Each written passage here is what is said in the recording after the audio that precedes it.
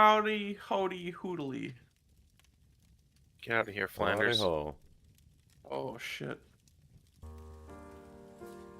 I had to, since I started using, god damn it, OBS Studio instead of Slobs. I didn't realize that my Stream Deck wasn't connected to it. Hmm. So a couple days ago, I just had to uninstall all of it, like Studio, Stream Deck. Got it working though. Yay. Nice. Then I didn't realize that my audio settings were a little off just now, so I was like, oh shit, I gotta fix stuff. And then I saw I was still the second player to arrive, and I was like, you know what? Not late. Yeah. I was ready to join in at 11:59, and then it didn't happen.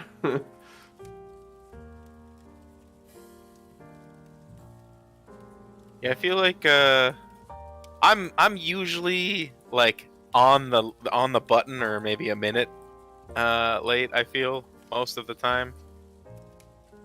But yeah, you're like the only person that I think is consistently there usually before I'm even in, so I'm so excited for D&D, I don't know what to tell you. I'm just ready to go. Well, my everyone else condolences just, that you have to settle for this. I don't know what you're fucking talking about. yeah, what's the settling we're talking about This here? settling horse shit. This is I went and played at an adventure league, okay, in town. By the way, Oh that my game store God. is closing. It's Oh, been that's 6 right. years, and that game sad. store didn't make it. What game store didn't make it? Back in Rochester. D6 in Rochester. Ah. They went I don't know if it was a strong 6 years, but you know they went like a good 3 years before COVID, and they had to shoulder through COVID, and now that it's pretty What was much the done, one that we I played guess at? D6. Was it? Because Yeah. then it must Yeah. have been open for more than 6 years. No, it was about 6 years. Really?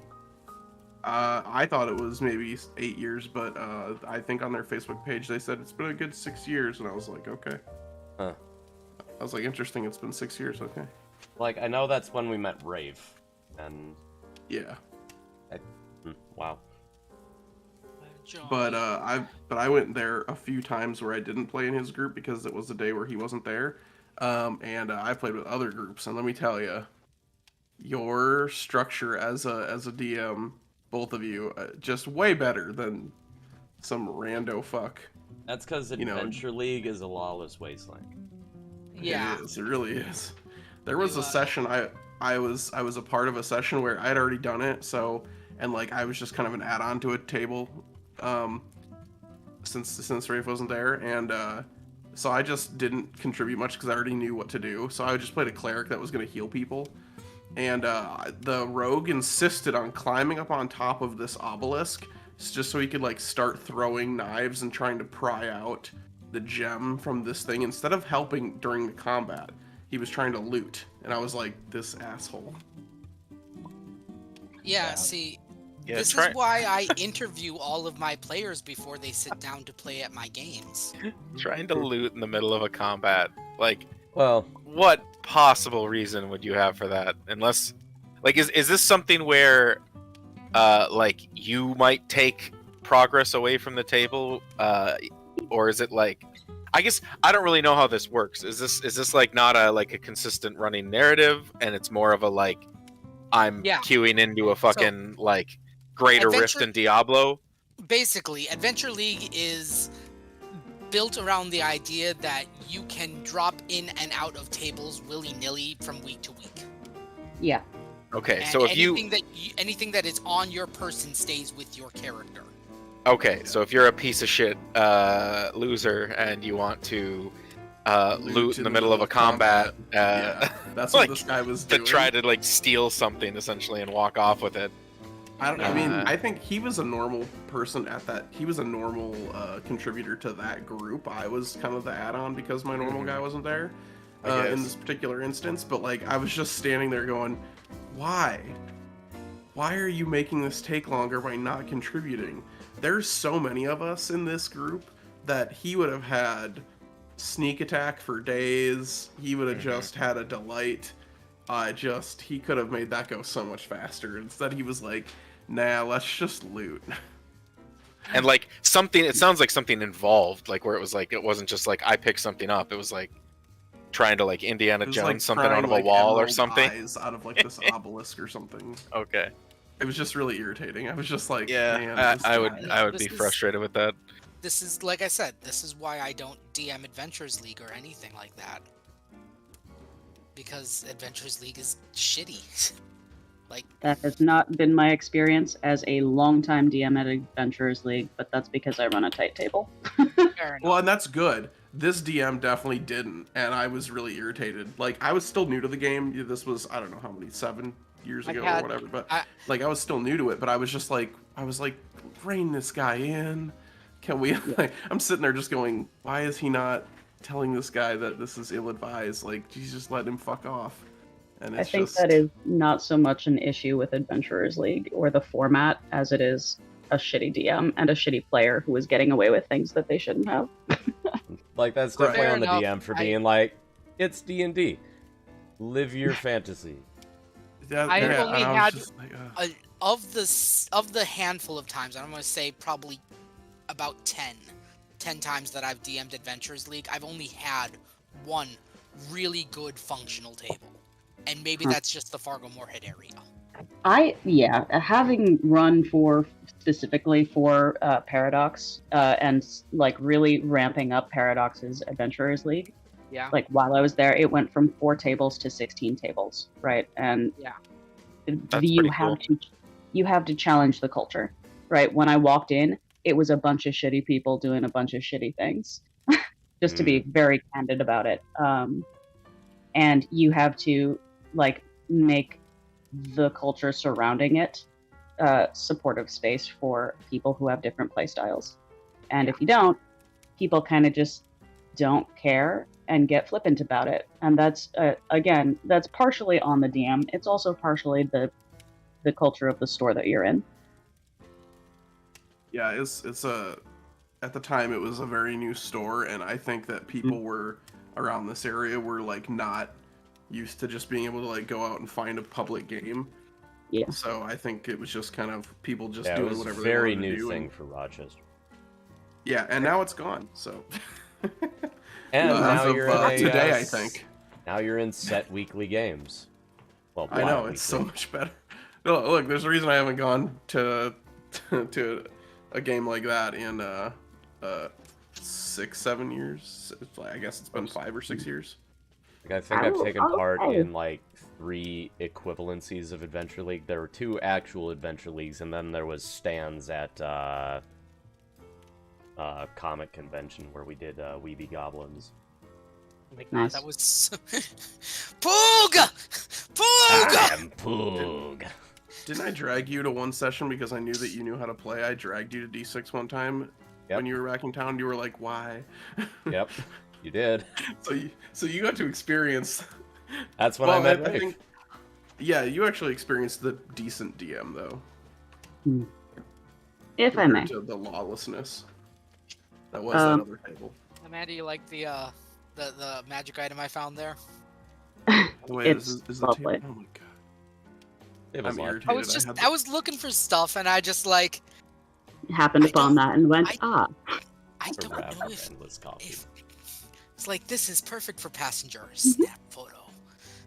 yeah, I saw it and was like, I was oh, okay. searching the wrong game name the whole That was time. from the Strixhaven book, right? I believe so, yeah. Yeah. It's very Strixhaven-y. It would be Hey, Strixhaven. magical students, here's some endless coffee. Uh-huh. Oh, what I wouldn't have given for one of those. I'm sorry, I'm still stuck on Adventurers League. Can I just Oh, say go one for it. more thing? Mhm. We have, if you haven't been around in the last 6 or 7 years, we are several iterations of Adventurers League later, right? We're in like season 13 right now, and the rules for maintaining your table have changed dramatically. That's good. You literally can't do what you were describing anymore. Well, that's good. because- I like that.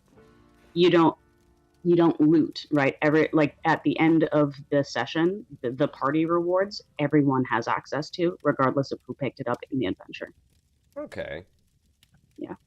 That's good. I don't even mind that so much. It was just like the guy doing it in the middle of combat was ridiculous. Well, yeah. But I understand it's probably to like prevent that. So that's, Yeah, and that's nice. They've just gone out of their way to literally, like, in the rules, change what the cultural expectation is. And I think in D&D in general, the game has just changed so much, even in the last, 2-3 years, to be much more party focused and role play focused. Hmm. Yeah, because this was mostly still when it was Which just fits for 5th edition base as a whole. 5e. Like, there wasn't much extra content to 5e at this point when I was doing this. Yeah. Yeah. Yeah.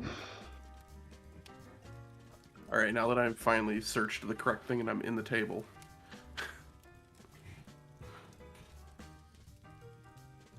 Okay. Oh, that's right. Everything hurts and we're in pain. Oh yeah, I was well, gonna ask about that. Like we're still level 5, right? Yes. Yeah. And we are still hurt. Combat Oh, just yeah. ended. Okay. Because people needed to take off, do life stuff. On that note, who wants to start with last week's recap? Ow! Yeah. We got to the logging camp, and as best we can tell, some sort of weird murder cult has taken over. Yep. Or at least highway bandits or something, right? I don't know. They seem Well, pretty no, they culty. They were Yeah. pretty nature culty. You're right. They it just feels so weird that they're just randomly out in a logging camp, you know? And I don't know. We don't know a lot of the particulars, but they did have a weird, magic-y, warlock-y leader. Sorry, I didn't mean to interrupt. But yeah, that somebody else can jump in, but that was A lot of we pain. got into combat and holy crap, we won, but I'm pretty sure it's fair to say that we got our asses handed to us while we won. Yeah, that was that pushed the combat definitely pushed us to the brink of I think of our capabilities. Yeah. I started chugging potions mid-battle because Yeah. barbarian, so I knew I could just Yeah. take more hits. That's where it got to. Is I think I chugged 2 potions mid-fight just to sustain myself while getting punched in the face. Yeah, it was fun because it was the hey, we never discussed where this loot went, so I mean, I probably took it, right? Okay, yeah. I have more of those potions, right? Yeah. We're Yeah, good. We're good. mean, I basically said nobody seemed too enthusiastic, so I was like, I'm just gonna say I have at least 2 of the 4. Like, came down to that where I was like, I might need these. You guys are doing the Lord's work of helping me fine-tune combat mechanics. Mm-hmm. Which Lord? Well. Because if this is the wrong one, I don't want to do the Lord's work. Okay. Lord we're Bellows, doing, the Empyrean of Pain. Oh no. Also, I'm Oh. writing that name down for future reference. What did you say, Lord Bellows? Lord Bellows, the Empyrean of Pain. Oh, Jesus. I love the Owl House. Yeah, that's where the name came from. But Empyrean God. of Pain. There's this artist on Twitter. I don't know if they worked on the Owl House, but they have the characters and style down to a T, and they just release just tons of these just little not necessarily canon one-off comics, sometimes multi-page. Nice. And it's great because I want more of that, and it's basically a way to get that outside of the show itself. Nice. His name is Mark Mac, or Mac Mark. I can't. Mark Mac or Mac Mark is the Twitter handle. Noted. Who's next for a recap? Oops. Yeah, so we're out here because we're picking up somebody else's abandoned delivery, right? Like we are trying to deliver like a cart full of goods that a different delivery team abandoned on the outside of town, right? Correct. Yep. Yeah. Yeah, Team C. I don't suppose we looked at what that delivery was, did we? I think it was just you- supplies for these login dudes, wasn't it? It was The supposed to go to a dossier- farmhouse originally, right? The shipping manifest said Mhm. logging equipment. You have not taken a look inside the boxes. All right. It was just 2 more bad guys that were supposed to pop out. But the crate's like really nailed shut. Yeah, Okay. they couldn't get out. Mini-me's They'll hiding in jump there us right as soon now. as we open them. Okay. It's Team C. That's what the It is the Team crate. C. Oh my god, they're turncoats. They're not. No, They're not loyal like the new Fables. Okay. I miss the new fables. Can we get them back? Can we reprise that? But no, we got here and there was a guy sitting and tending the fire who seemed pretty like oblivious to what was going on, or at least like he was a new hire for this cult or whatever it is, because he did not seem to know what was going on, and he was very easy to just smash. He was oblivious for about 85% of that fight, thanks to Slow. Yeah, it was great. Yeah, I let him cook his meat. He's And overcook, right? It burned, didn't it? Oh yeah, he got slowed while it was Yeah. still in the fire. Oh so- yeah, yep. Yeah. There's lots of slow going in that fight. Good times. Yeah. And that's most of what I did for the fight was maintain slow and like You also murdered the fuck what? out of an ocelot. it was just it was marmot. an ermine. Marmot. Right, it was a marmot. Yeah.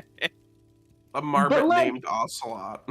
I feel like it is like if I recall correctly, it is permanently frozen in time and has become a part of the like a land feature. Up until It was so Elgavar cool. used it as a part of catapult and threw it into the back of a bear's head. Oh Yeah, that no, happened. I missed that part. Yeah. Oh yeah, that was like. Oh right, you had left. yeah. Elgavar, I'll let you tell it.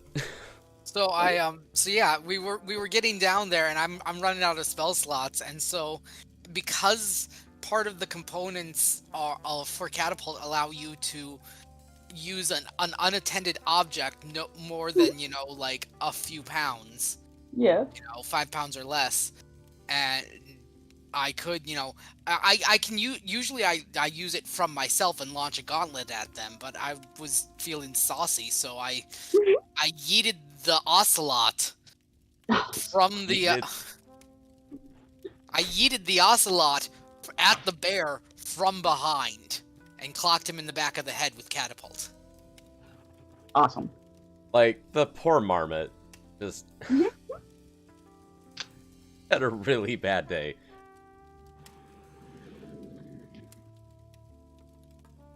Oh, man. Anybody else for some recaps? Oh well, we had a Nick- sniper on the hill who was really good at shooting Marston in Oh all my of his God, organs. and me. Holy crap. But Yeah. Marston distracted him with his amazing ability to have damage. He no. He did about 75% of my health in one blow. Yeah, but then I took Oh, over God. 100 damage from him if you counted like the crits and the before Yeah. having Fair. because of his like 1-a-day ability. Three a Thrice day. a day. Or yeah, thrice a day. He used the first a day on Stan. Yeah. And it just that wrecked me. That night I think I shattered myself. No. You did. You did. You used Shatter on yourself. Well, I was hoping to be able to, roll better than a 1 on a save. See, that's your mistake. But yeah, that was Dennis. at the end of the fight, Dennis had dropped his bow and surrendered. Kill him. Mind spike. I'm kidding. It was one or two He people. is we not a offered to let him government live if official. they, Never mind. Leave him. yeah, if they offered to help us or give us info, we let one or two of them live. You captured Donnie. He was slowed Yeah. and tried to beat Feet because he's like, fuck this shit, I'm out. No, I thought we convinced him to run. No, I convinced the guy to run off into the woods because I was haunting him. Yep. You No, were, the archer didn't Ghost run off Knife. into the woods. Oh. One of the guys I was initially fighting because I That had was like kind of Mook B. yeah, I had like the whole like camping fire crew, basically tied down, or no, not tied down. They were tied down in the sense that they were slowed. You were carrying them. I was just harassing them with knife bullets. But yeah, so one of them I convinced who actually he convinced himself he was being haunted. We'll be fair here. And I just played into that, so he was more than happy to take the bait and run away. And then the archer guy attempted to parlay by offering his services. He was just a gun for hire. Yeah. And Specifically- clearly we're a bunch of insane people, so He's never seen anything happen like what you guys were throwing out.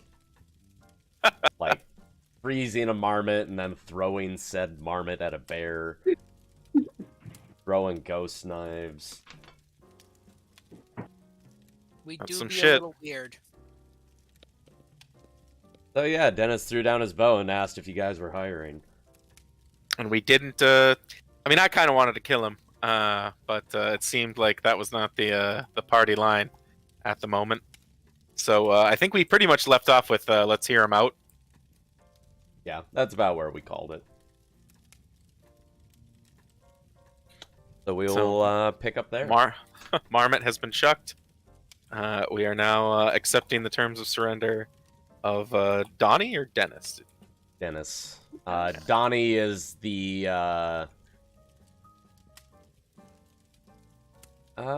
yeah. He was in the house with the druids. Whereas Dennis was just up on the hill as a lookout. I'm using my 1-a-day self-heal. Wait, no, Good. I already used that shit.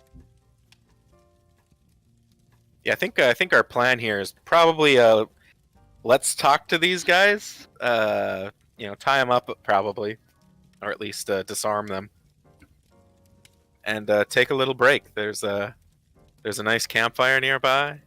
We could even go inside if preferred. Yeah, I would like to figure out who these people are. So tying up anybody who's still living, I'm and gonna then start figuring searching them out. the buildings for the for any survivors or somebody that is reminiscent of actual loggers. Yeah. All right, so Marston and Passenger, you guys are dealing with Dennis and Donnie. Passenger, I assume you drop the slow effect. Never. I'm kidding. Yes, I dropped the slow effect. Yeah. So As- Donnie as has soo- been subdued. Yeah. As soon as we have them subdued and tied, the slow goes away.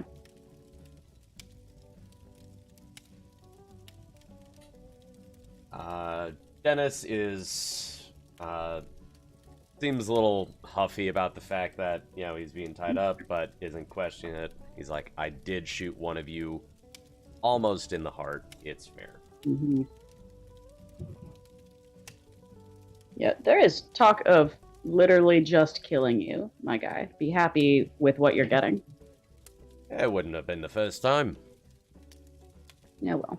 That you've died? Wait, roll that back. No, of people talking about killing me. Oh, well, let's not make this the time that you actually die. Fingers crossed. So he just holds his hands out, ready to be bound.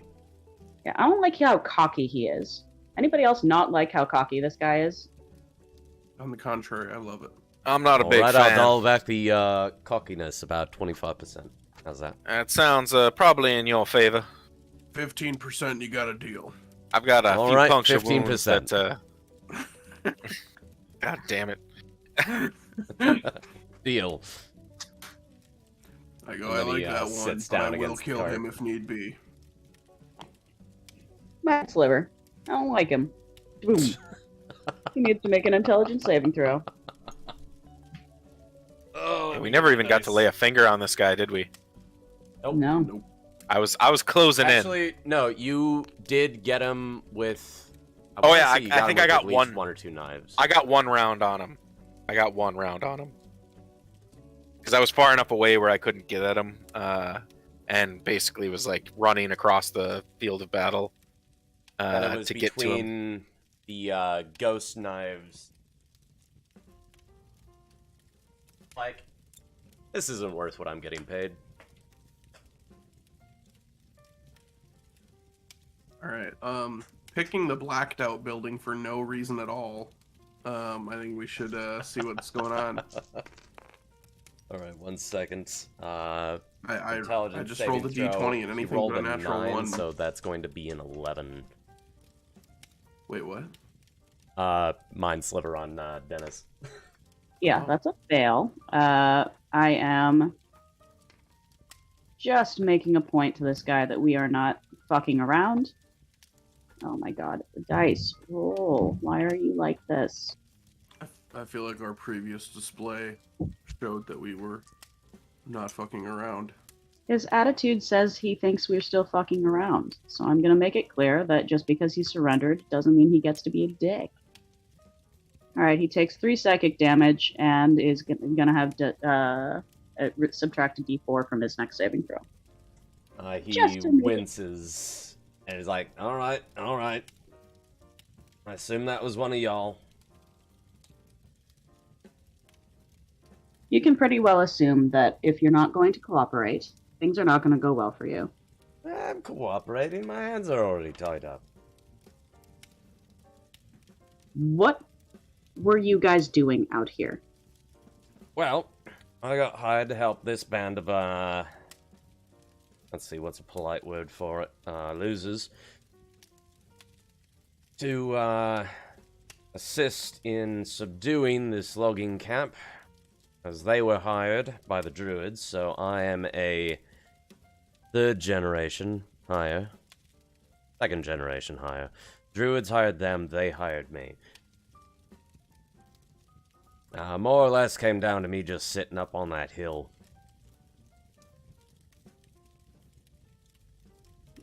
Is it strict? Nitty- Sorry, go ahead. The nitty gritty on his stuff, you're gonna want to talk to Donnie over there.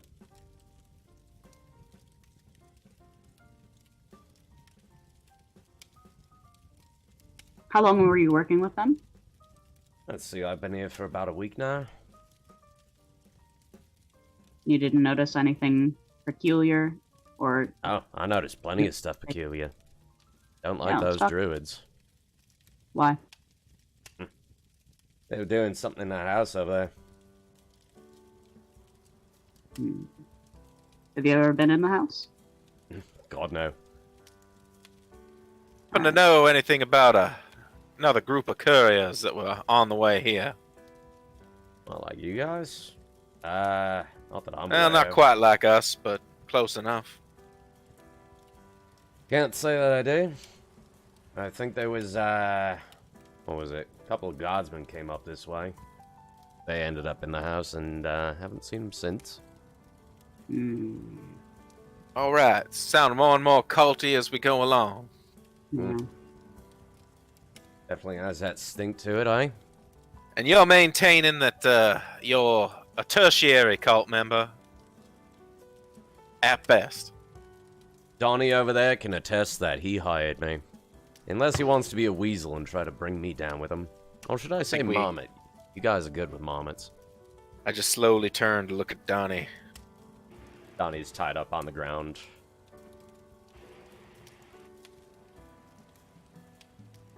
Does the door to the house cabin open in or out? It opens in. All right, at this point, I kick the door. Passenger, you have any questions for on the I'm floor, coming friend up here? coming up behind Igneous. But Or are we taking a reprieve to investigate the house? It's as things are going on. You guys are interrogating, they are investigating. All right, you guys Scooby Doo.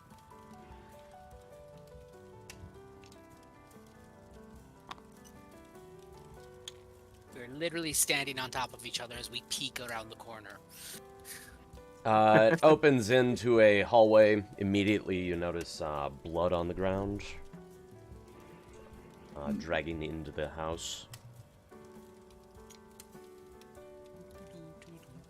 And it smells wrong in here. Smells wrong, like Like smells wrong. decay, rot, Rot. Edward. dark You magic. stop. Edward. Oof. And Is that a door right there to the left? I want to peek in that door since I know Yeah. that there's not much to the cabin on that side. It looks as though whatever furniture had been in here was removed. Okay. Okay. Pretty empty room though. Just More blood on the ground. okay. Is this a doorway in front of us here? I think so. Yeah. Fair. Okay. That room definitely looks like it was probably the master bedroom or the main bedroom. There is a overturned bed that was broken, bookshelf off to the side where a number of the books had been taken off. Some are still left. And a hearth off to your right. Perusing the books if there's anything of consequence. It's mostly just a lot of modern stuff. Nothing particularly historical, just idle reading material. Door. These doors, if possible, by the way, if I want to poke at each one of the doors with the butt of my halberd, just to, if they swing inwards, I just want to not be on the wrong side of a possible ambush from anybody lingering inside, since we don't know if there's anybody still hiding in here or not. Does the hearth have a fire in it, or is it out? It still has a fire burning. It's low, but there's still heat. All right. This looks like another doorway here, so I'm gonna push that door open and peek in. That one opens towards you. Okay. Into the If it bedroom. doesn't, I'll open it towards me then, and then I will. That room looks I'll wait a couple seconds. more like a living area. Would have had main seating. The double-sided hearth there. Yep. And then doors on the back leading outside. Oh yeah. Check okay. outside. I'll check out back. I'm Out gonna- back, you notice a nice view over the ledge and what looks to be an empty chicken coop.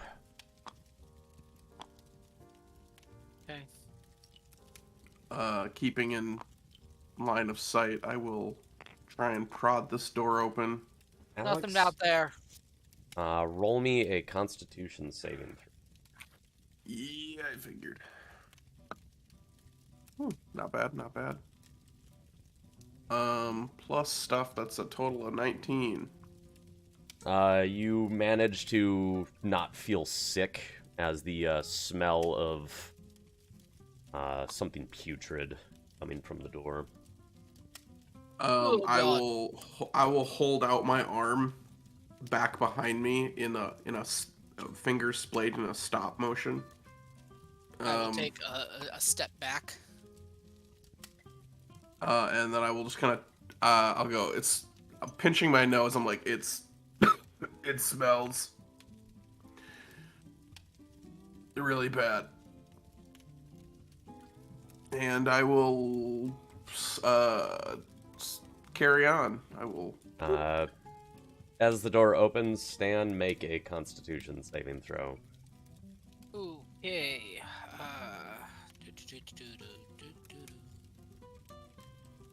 Loading character. Con saving throw. I'm good at these.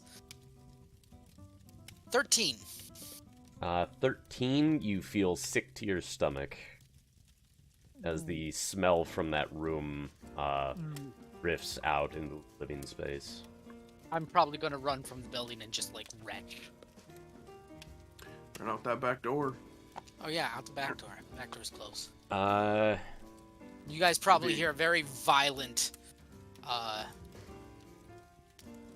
like just opening my armor helmet. You know, like just in time before, so I don't, retch inside my helmet. Igneous, inside the room are a number of cloths draped over what are very clearly dead bodies. Okay. I'll use the butt of my halberd to, once again, to keep my distance. I'll just kind of peek under each cloth, see if there's anything peculiar about any of the bodies, other than probably some good old week-long decay. Nothing particular. The first two off to the side look to be a older man and woman, probably the people that lived on this farm that turned into a logging camp. Some of the others were likely the loggers, and then one individual off to the side looks to be wearing a guardsman uniform. That body I will delicately pillage around, see if there's identification. There is a small little, The patch, right? yeah, like off the, yeah, on the left shoulder, small patch, name and rank. If that rips easily, I'll rip it, or I'll get a knife out and I will cut it. If need Rip's be. easy enough. All right, I'm gonna rip that, and I am going to. Anything else other than the bodies, or is it pretty much just empty room and bodies? Mostly just bodies. And then Alright. gonna cut back outside to Marston and Passenger.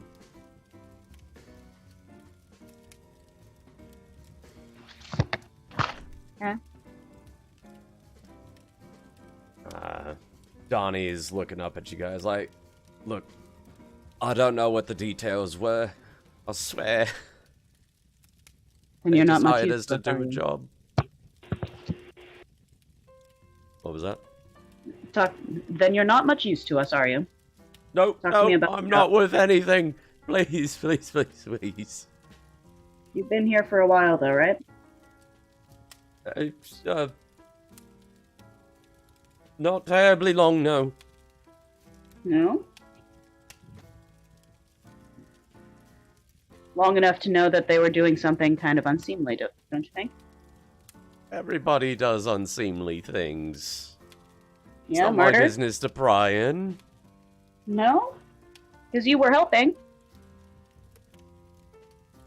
It was a job. They hired me to help clear out loggers. I didn't ask.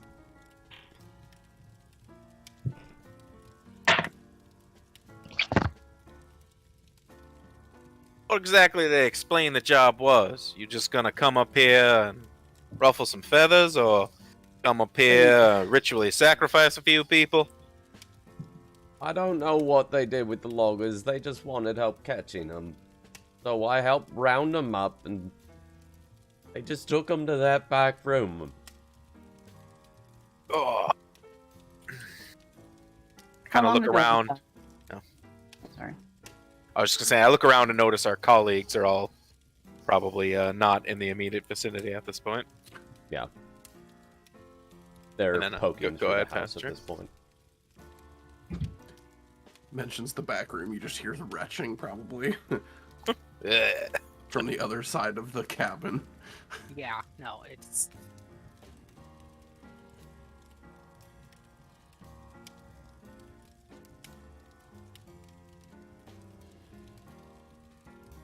How long ago did you round them up? They, the owners of the property, the man and woman, they, it was about a week and a half back. The loggers, it was a bit longer just because some of them were out in the woods still and then they came back. And the guardsman was just a couple days ago. And you haven't seen any of them since they went in the back room? Is that right? No, didn't ask. Didn't ask. But you knew that something was happening. Of course, those druids were creepy as fuck. My point is you kept doing it. Not once, not one big roundup. It was 3 separate instances, right? That was the job. That was the job. I've heard more than enough at this point. How did you get in contact with these people? We're highwaymen from a bit further down Ring. The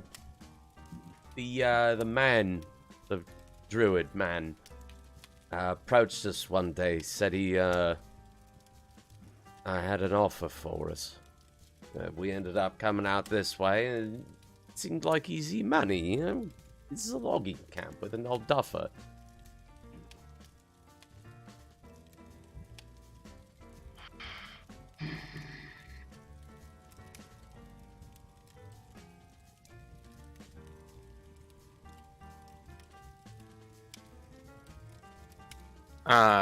Let me, take an aside here, kind of gesture at the passenger off to the side, like out of earshot. Yeah. It seems pretty apparent to me what was going on here. I don't know if I'm reading this right, but it seems like druids were upset that the trees were getting cut down, murdered everybody involved, and hired these guys to do it for them. Or at least to catch them. I'm curious about that back room, though. Yeah, what's your particular thoughts here? I mean, I believe this man when I consider that he probably had little care, at least, what was going on here. It wasn't my vibe that any of these mercenaries were anything but, or even that intelligent. They were more than smart enough to know what was happening. Oh, Even I'm if they not didn't know saying what they. was happening. Yeah, I'm not saying they were ignorant that some shady shit was going on. I mean, they said themselves that they what was the word? Creepy AF. Yeah. I I don't think that these people should be allowed to continue hurting people. A little bit of capital punishment right here now. I did not in any way mean to imply that we should execute them. I think that we should turn them over to authorities. Like, we should take them back with us to town and tell people what happened here. Oh, all So right. that this druid I'm can not be opposed. rooted out. Even yeah, I suppose that's good enough for me. It's around this time you guys hear the retching. All right, that's not a good sign. No, that's verification. I got the vibe that the leader here was up to something specific. I'm not magically inclined myself, but I believe it probably at least behooves us to take a look. Absolutely. Are they just kind of make sure that the our two captives are not able to like run Yeah, I don't know that I'm Um, comfortable just leaving them sit though. You know, how about this? I'll stay watch. As I just said, I'm not exactly magically inclined, and I would not be able to contribute much in any sort of arcane investigation. I mean, to be fair, I mean, I spent some time in school, but as far as arcane investigation goes, that really wasn't my specialty. More than I've got to say. I could just do this, and I kind of like materialize and dematerialize my knives. Sort of an innate thing I picked up along the way. I don't really know where it comes from. Interesting. Uh, You know anything about your lineage? You know what? We'll talk about it later. well, as you can see from my appearance, it's at least partially demonic. Just kind of gesture at all of me. I cock an eyebrow and just kind of shrug. Other than that, not much. It's a small town. Growing up, minding my own business. You know a little bit of those origins. Hmm. Who knows? Possibly a side effect from proximity exposure. Proximity to what? Terraforming. What do they call it in universe? The living rock or something? Oh, yeah, the biolith. Biolith took my town. Ooh. The Great and that- Plague. So,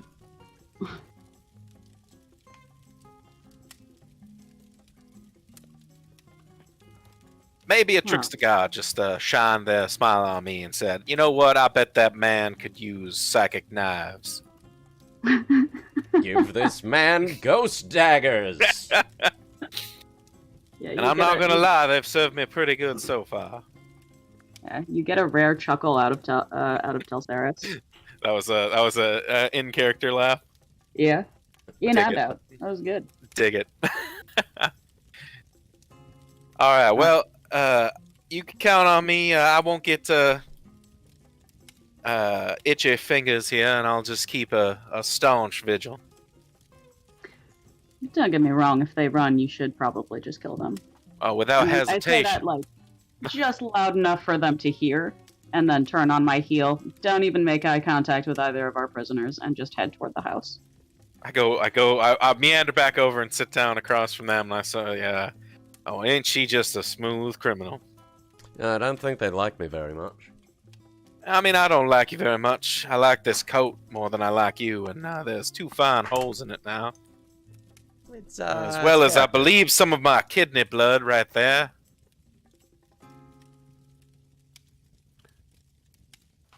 Somewhere on the Ringworld, Obsidian's fingers are itching to write down notes about Marston that he didn't hear. Currently, his notebook included up to some stuff. Want in? ? And doesn't like bullshit heists. Not a fan of Not a heist fan. movies, apparently. It just says recruitment ... It's like, I tell you what, the Keys from the Golden Vault is a top tier book. It is a delight. So pleased with it. maybe that's where Obsidian went. Okay, Is we'll it never know. is it about like heisty mechanics or? Yes. Well, The yeah. entire book That's is, so cool. it's like what, 15, 14 heists? I think it's 14. It's a series of standalone adventures that are centered on like each of them is a heist. Oh, so it's like they'd be really easy to like add in as like a chapter in an ongoing story too. Like Yeah. Yeah, if a heist would serve the narrative, here's a catalog. Yeah, and- duly noted. like level appropriate. It- Yeah, yeah.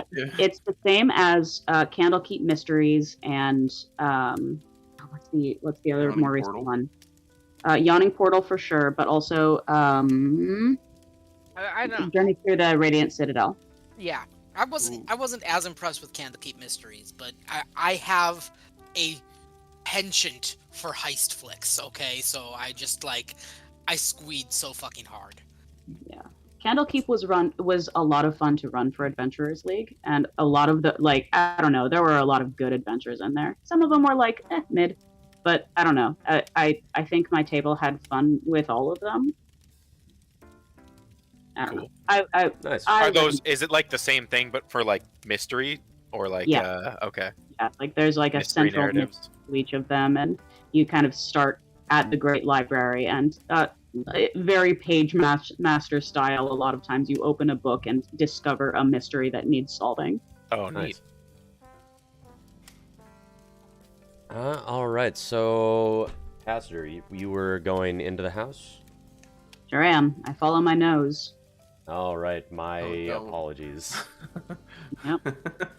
I'm familiar. The smell at this point has wafted through most of the building. Yeah, y'all open some doors and just let it leak. Yeah. Yeah. I mean, at this point, though, if there was nothing else in this room of note, How close are you inspecting the bodies? Like, rather than just looking for curios.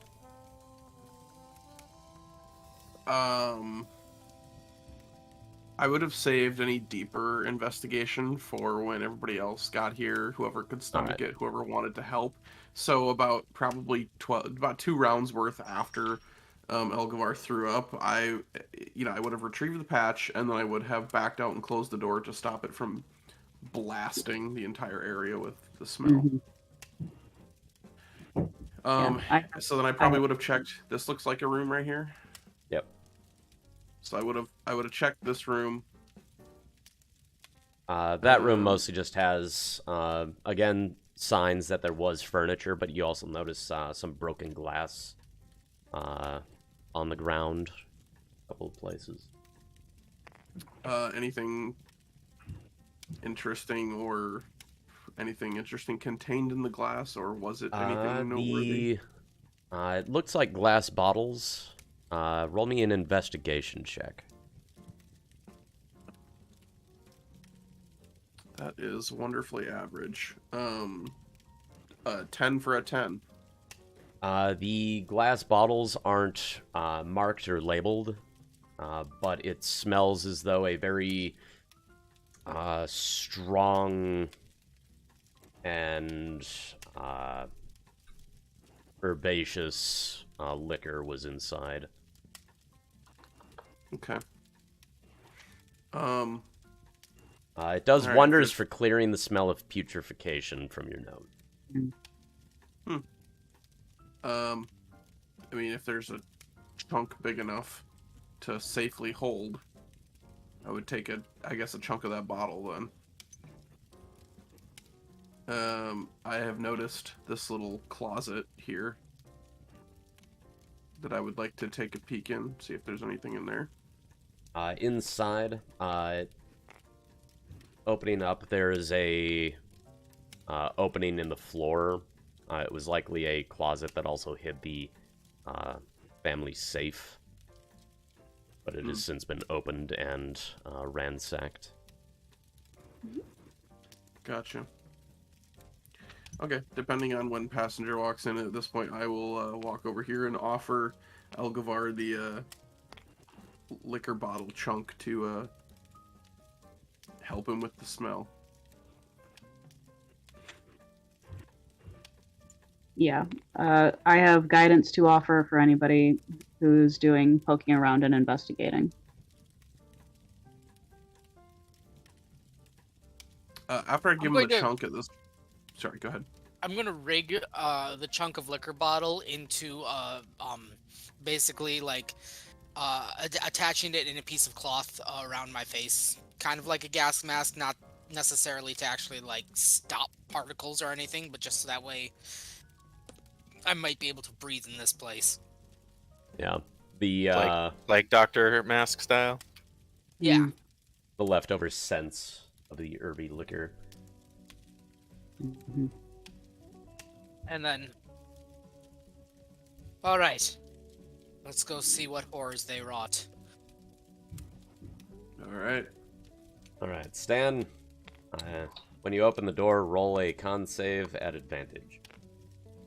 On save at advantage.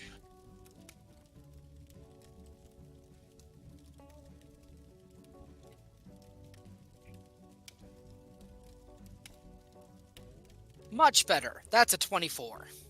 All right, you open the door and have no problem withstanding the smell.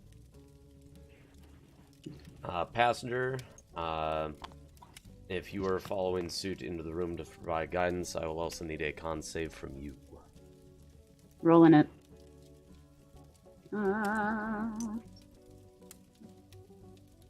That is math. 12 plus 5 is 17.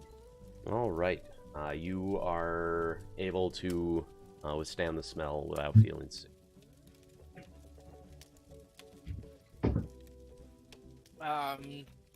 Investigation, I guess. I'm trying to determine what, besides obviously storing the bodies here, are there ritualistic marks cut into them? Are there Roll me that investigation.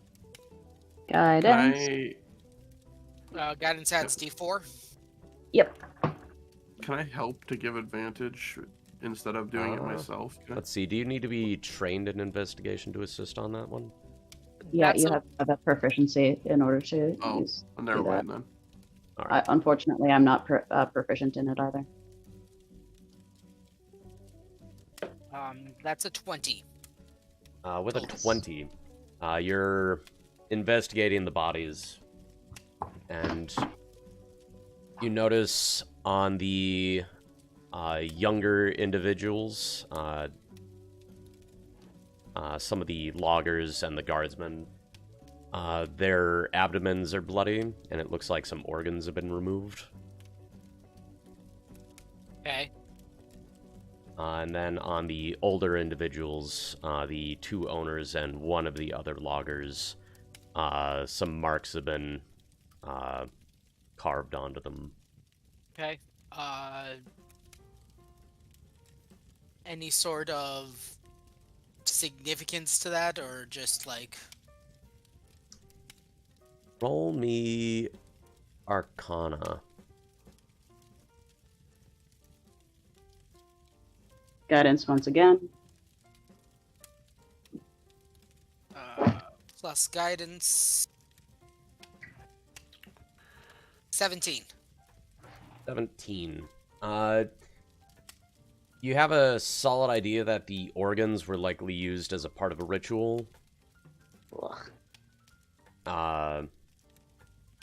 With a number of more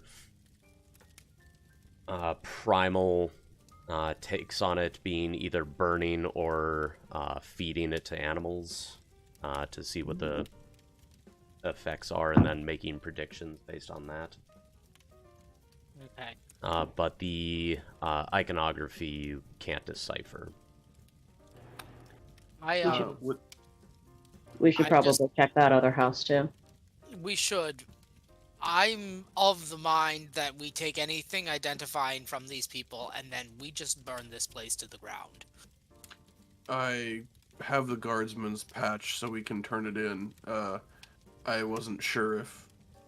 I figured any identification Either for that or the we dig a individuals mass would be grave in- here, but I have no powers of consecration. Neither do I. We leave this here unattended, it will become a problem. Well, maybe, but maybe. I think we are delivery people, and taking that kind of action into our own hands is maybe not the best call. I think that the families of these people would probably have something to say about that. Fair.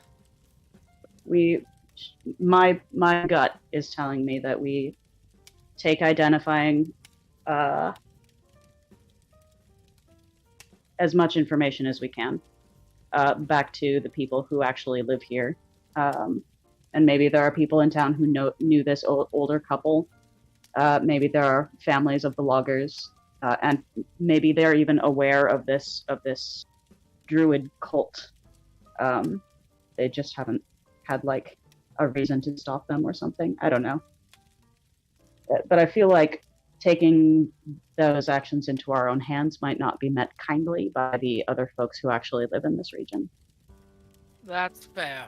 Can we have this discussion outside, please? Absolutely.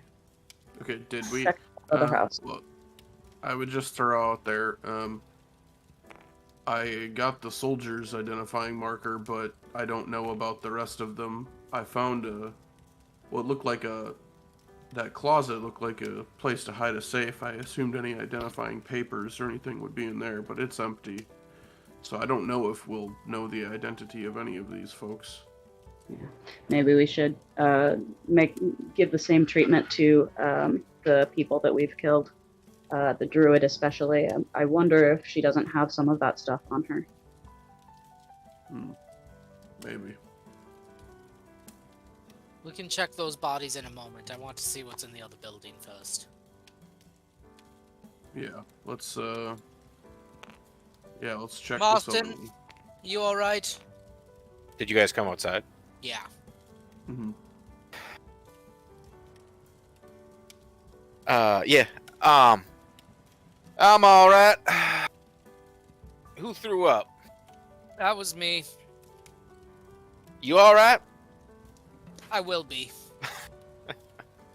I'll make sure to close the door as I exit, just to contain the smell.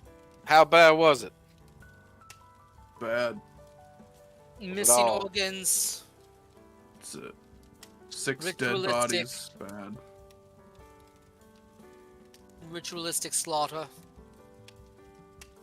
Sounds messy. Hear that, boys? Looks like you guys were into some sick shit. Just gonna What you put got to Kimber say about off that, this Donnie? side. Last I saw, you were coming out of that house kind of frequently. How about you Ooh. shut up, Dennis? Sounds like the plot thickens. Looks like you are a little more knowledgeable than you let on, Donnie. Look, I don't know what was going on in that room. They just had me and some of the men help clear the place out so they could do whatever the orcs it was they wanted to do. Did you clear out a safe?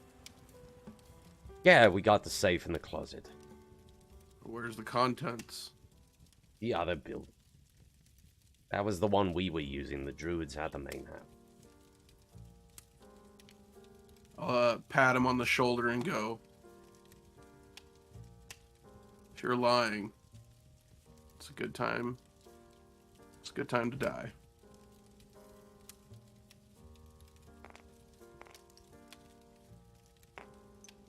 Igneous is not good at one-liners. I'll hold the fort here. You guys finish, I guess, finding what you need. And we can get the hell out of here. Oh, what do we do with the supplies? Should we take them back with us? I would say that's, we should find out who is technically owner of this camp. The supplies belong to the owner of the camp. Well, from what these two boys said, I'm guessing he was in that building that you just came out of. If there's some sort of subsidiary company or something. Well, either way, I don't think we should leave him here. At a minimum, I'm guessing the ship can recoup some of the losses by just hawking the materials. Yes. And we got 2 strapping young pack mules here. How we do. Dennis just hangs his head and Donnie whimpers a bit. Alright, let's check out this other building. All right. The main stretch where the road goes in, you see it is the main area where logs would be processed. Heavy machinery. It's powered by the water wheel and some levers to process and saw the logs. And then there is a door off to This the right doesn't mean side. much to anybody leading but into the Nick, but I building. run in and pull the levers. The machinery starts moving. No, I don't actually do that. I just that was very specifically for Nick and very specifically a Madara reference. I'm pretty sure when he pulls the levers, it causes some sort of electrical trap to go off, killing a bunch of monsters and electrocuting himself. Basically, every single time. It was great. We good? We good.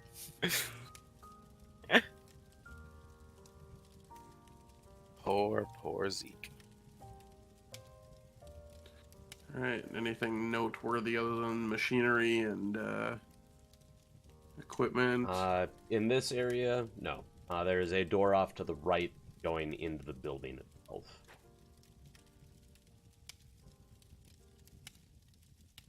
Start making our way through this place. Obviously being careful because there is machinery around. Going into the building proper, the door looks like it would have been locked, but it's been broken open. And inside is a cozy little sitting area, likely a break room for some of the loggers, as well as an office for doing managerial work. As well as a hearth that is burning with a low flame.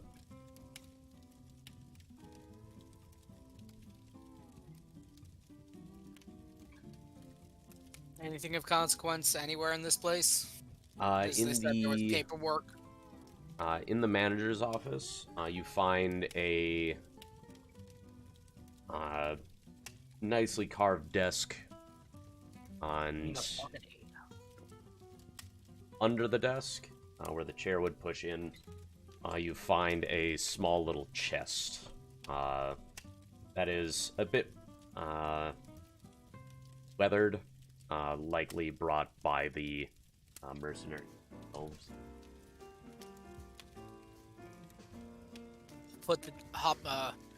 Take the chest, throw it up onto the desk, and pry it open.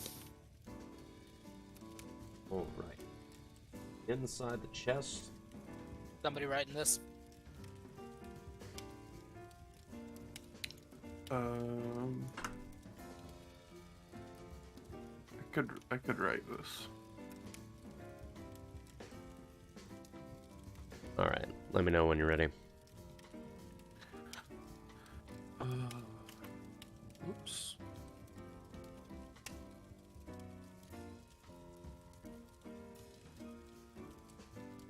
Okay. All right. Ready? Yeah. All right. Inside you see a coil of rope. It is a rope of climbing. You find a couple of potions, including a potion of cold resist and 5 potions of healing. There is a small container containing oil of slipperiness. Then you notice a what looks kind of like a bolt of cloth, but as you pull it up, you see it's a cloak.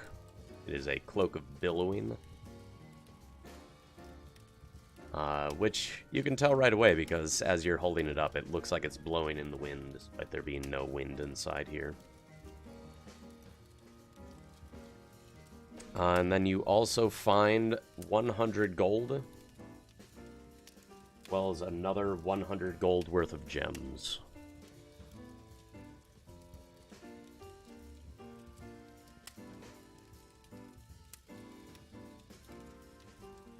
Alrighty.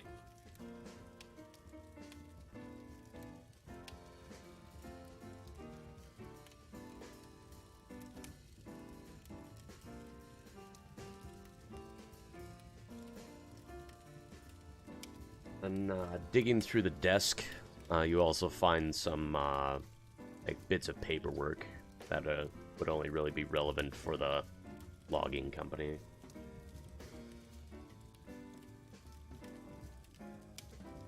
Stash the paperwork, perusing through it, just trying to like make sure that everything's in order. See if there's a reference to any sort of home base in the city. There is a company reference. You don't recognize it offhand, but it's A mostly city just address or something. Uh, roll me. I don't need an- specifics. I'm just trying to see if like it. Roll me an investigation check. Right. Investigation check.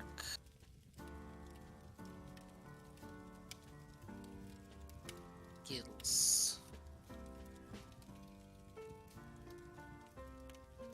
Investigation is a 17. 17. You're thumbing through the paperwork and you come across the address for the logging company. It is out of the old capital city of Embershard. Okay. And is that where the ship is landed right now, or no? Nope. It's the next destination. It is technically the finish line for you guys. It's where your contract is up. Right.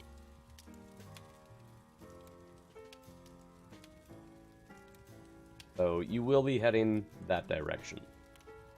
Okay.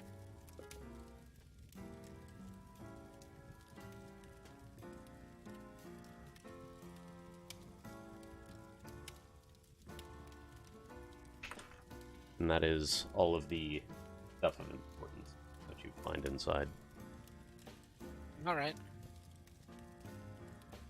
So there were potions of healing, potion of slipperiness, the cloak of billowing. Did I miss anything?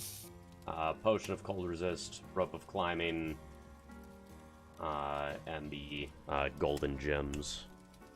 Yeah.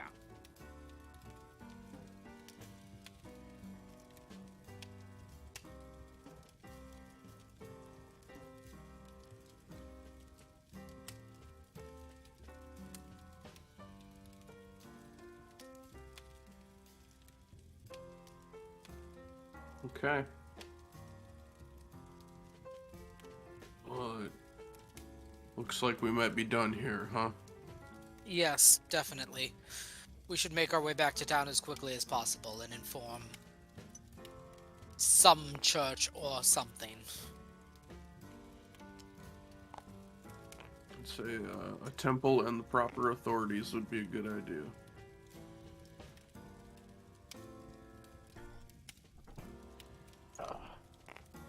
We'll just shake the paperwork at Marston.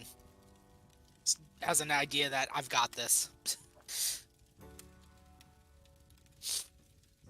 Ooh, paper, Dennis says.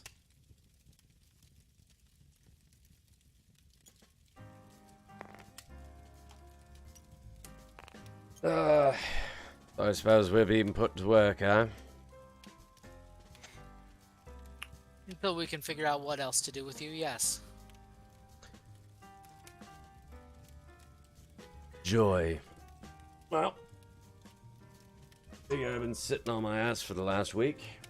Probably doing me good.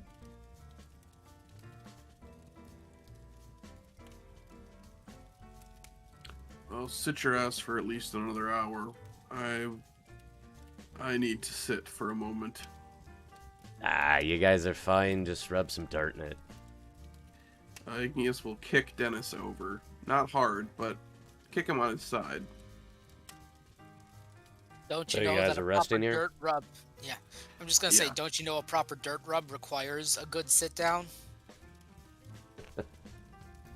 Alright, so you guys long resting or short resting? Short resting. Probably short. I don't want to stay around this area. Oh, I mean, should we check out the tents, or are we not so concerned with those? We could probably look through them, but I mean, like, I don't expect to find anything particularly of note. I'm guessing that's just where these folks were staying. the squirrely loot completionist in me wants to at least give him a pop in and check. Yes, the dungeon delving loot goblin. Yeah. I'll just saunter my way over here and I'll just pop in each one, see if there's anything interesting. You find 3 more gold worth of silver and copper.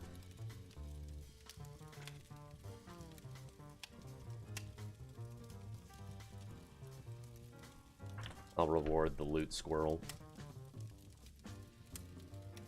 Alright.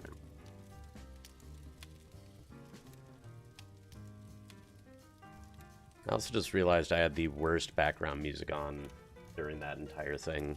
Got a jaunty jazz going. How dare you? I can't hear it, but Yeah, it's just for my stream, but I had somber silence because I forgot to put music on. That's the proper. yeah, you guys are investigating, massacred bloggers and jaunty jazz. You disgust me. You guys take your short rests. woohoo!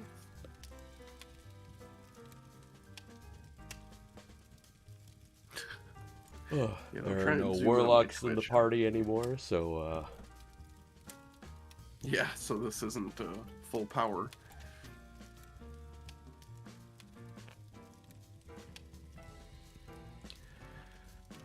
Short rest, short rest. What can I get with a short rest?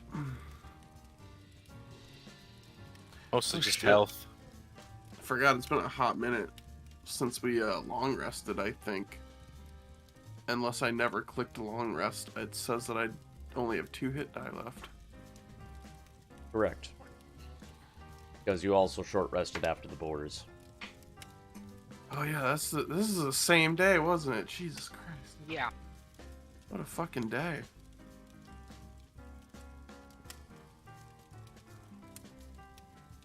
Two D12 plus 6 for me. 2D12. Well, I'm at 55 out of 43, so we're good. What? I Eight don't is math still up. much, but 8 is still up. My max health is 58. Because 8 is still going. All right. I am at a healthy 32 out of 70 because of aid. Is it recover half round up or round down for hit dice when you long rest? Everything is round down. I think there's at least a couple things that are round up. Very few.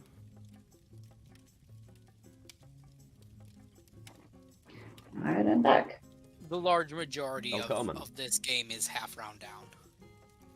I want to say like maybe 99%. Yeah, There there's is only a rule at the beginning of the book that says you run down. no, but there are like 1 or 2 things that Yeah. are round up, but it's like It's like, yeah, a couple 1 or of like 2 called it out things. very specifically. Yeah. Extreme Yeah. exceptions. very, very specific. Yeah. Short rest is concluded. And you guys are able to carry on. How are you My proceeding? wayward son. Taking the lead. I suppose how long will it take for us to get back to town? A And few what time hours. is it? Just double we did verify that the rest of these mercenaries did or did not have IDs on them, or any identifying anything.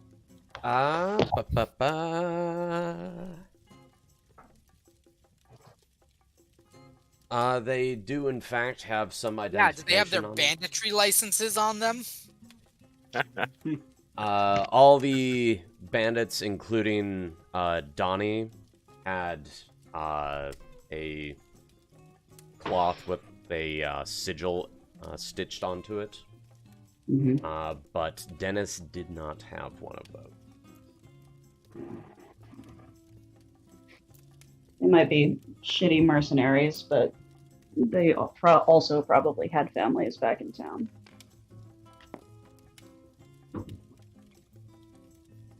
It's a passenger's perspective, anyway. Gotcha.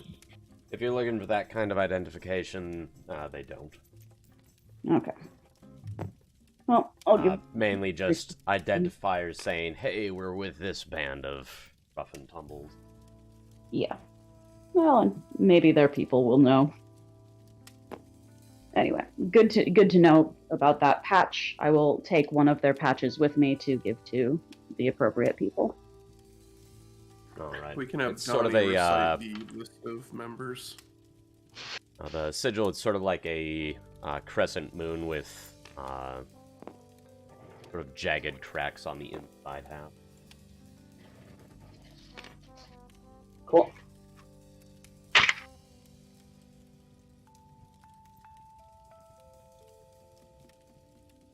Dennis stands up.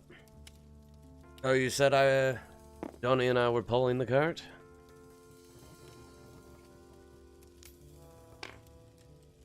Seems like the best way to keep you occupied. He walks over and kicks Donnie in the leg. Alright, stand up.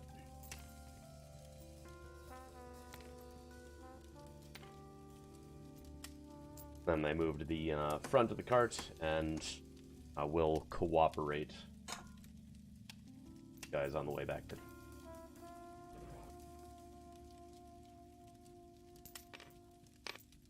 And then we go back. Yeah. Dan, you said you were taking the lead? Yes, I am. Alright, in that case, roll me a d20 for a travel check.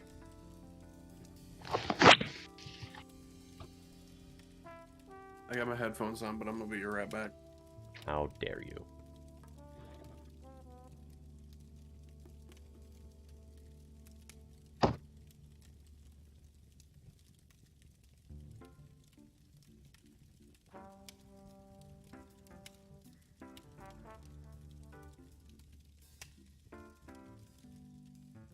Ben?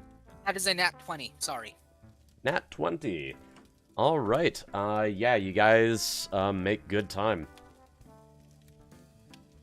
With the extra hands, any little bumps in the road or things that would have slowed you down are no problem. Dennis pulls his weight just fine. Donnie seems to be but you keep him moving at a good enough pace. And yeah, you guys make it back to town before dark. Excellent.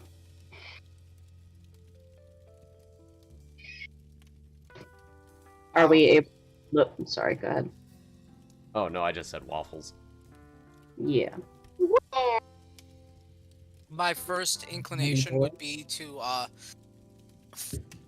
from what I remember of the deities on Ringworld, which one is the most anti-undead?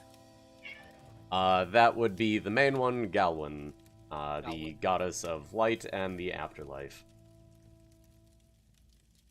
I'm assuming Galwin being a main deity, there's probably some sort of temple in town. Oh, yeah. The central church is a big, full pantheon church, but is mainly Galwin-centered. That's going to be my immediate first stop. You're greeted inside. It's a nice little church, not like a big gaudy cathedral in some of the big cities. But there's little alcoves honoring each of the gods, and then at the center, there's the symbol of Galwin, which is the ring, and then the eye in the center. Being respectful, but making it not demanding, but obvious that I am looking for somebody who can be of assistance. You know? You're greeted by a priestess wearing a veil. Good evening. I am looking for somebody who might be able to help with a problem before it becomes a problem. That's a little cryptic. If you're a bit more specific, I can point you in the right direction. I explain that I'm with a delivery company. We happened upon... I like that, like, first off, I'm from a delivery company. Oh, that's so enlightening. No. The first thing you said. Well, no, like, No, that's who I am. It just made me laugh, because it's like, you know, you said something cryptic, you're at a church about some weird issue, and it's like, It's just funny as like a data point. I'm not. You didn't do anything wrong. I just thought it was Okay. hilarious in my head. So Would you like to buy? we were making a delivery to a logging camp outside of town. Happened upon some banditry. It's been taken care of for the most part. However, there was some sort of ritualistic sacrifice going on. And in my travels, I've seen that if things like that aren't attended to properly, they can become undead infestations. Hmm. The priestess And I'll- looks to I mean, bow I was her head a bit there. and- I've got I can go into more specific details. I Oh, don't care to oh, unless it's- you have the constitution. It's quite all right, and I know who to direct you to now. She leads you to the back, and there's a priest there. Stands up and greets you, and the situation gets explained. Oh dear, troubling days indeed. There's about 6 We'll, bodies. Elderly couple, soldier, 3 other loggers. Believe I'm familiar with the family. I will get some guards around to escort one of our practitioners out there to clear the site up. Thank you. Yes. That is my first immediate concern is I do not want this to become a thing. You know, that was ideal. I think that was the right call. Zombie outbreaks. Woo-hoo. Nope, not today. No, no. Oops, all zombies. And Nope. that's how it turned into a Night of the Living Dead campaign. That's how you get zombies, Barry.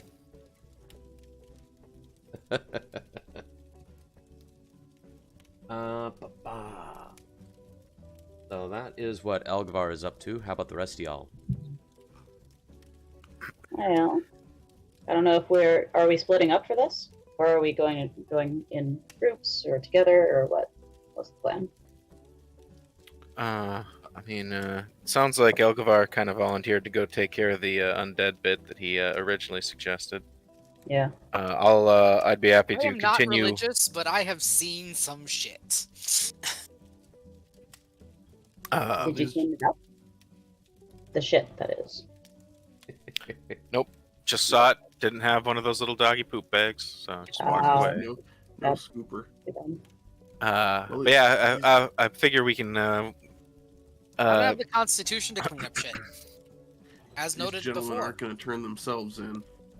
Yeah. Oh, Speak but to the authority. yeah, but like, hey, dwarf man. But Dennis speaks up. You could like turn Donnie in. I'm only sort of adjacent to this. Remember when I asked if you were hiring? No, no, no, no, no, no, no.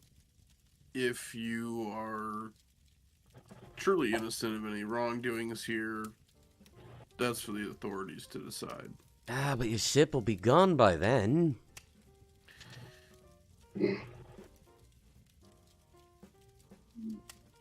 Hmm. Come on, man. I got hired onto the thing late. I just kept an eye out. And shot your tiefling friend in the chest. Bygones be bygones. Look, I'm not saying I want you to appear guilty, but you were there. Yes, it was a poor choice on my part. Like, your tiefling buddy can attest for how good of a shot I am.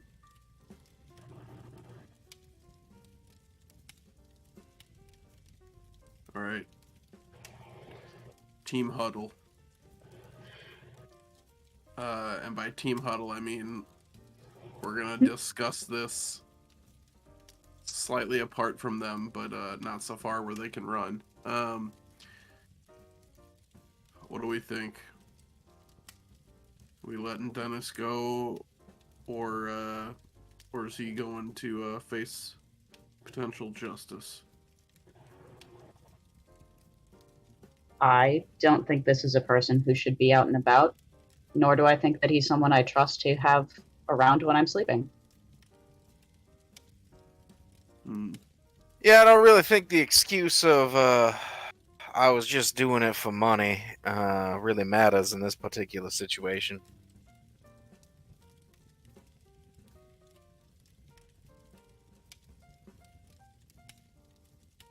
Hmm.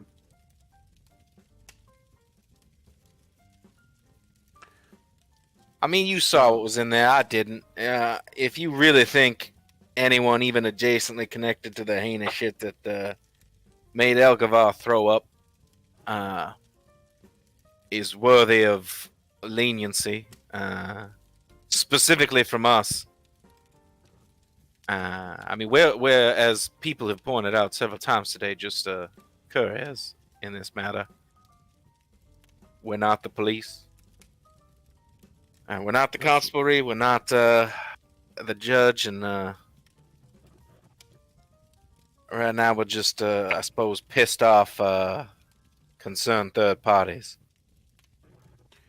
I mean, that's why I told him we'd turn him in, and if he's innocent, he's innocent. And I don't see anything wrong with that. Agreed. Sounds good He's to just me. trying to talk his way out of it, and you're asking us if we should listen.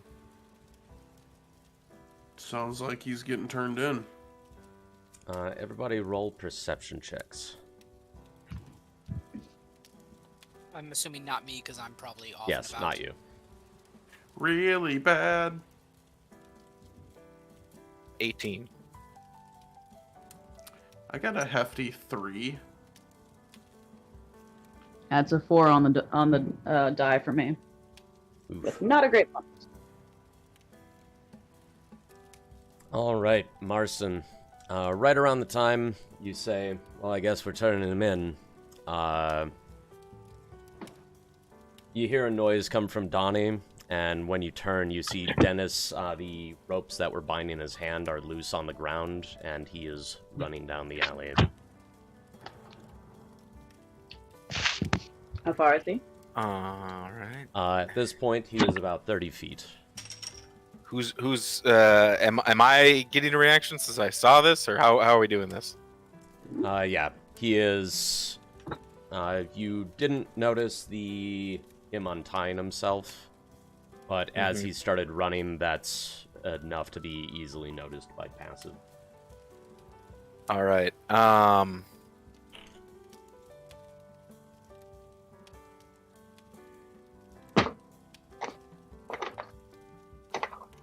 As I'm specifically looking to hamper him, I'm actually going to use one of my regular knives here. And go right for his Achilles. Just kind of like right for his leg. You can dash too, right? I mean, I could. I'm not exactly super physically capable, though, so I'm not sure if tackling him and trying to like restrain him would be in my wheelhouse. I'm more of a take out the ankle. Okay. Yeah. But yeah, you see Marston go, "Oh shit," and pull into his coat and whip out a dagger. A real live dagger. Real live Not dagger. those weird ass ghost ones. Nope. And I'm gonna use my inspiration to make this have advantage, so that it's gonna crit, or not crit, so that it's gonna have a sneak attack. Diggity. All right. So that is going to be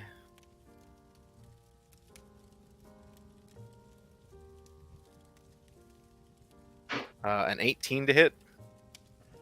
Okay.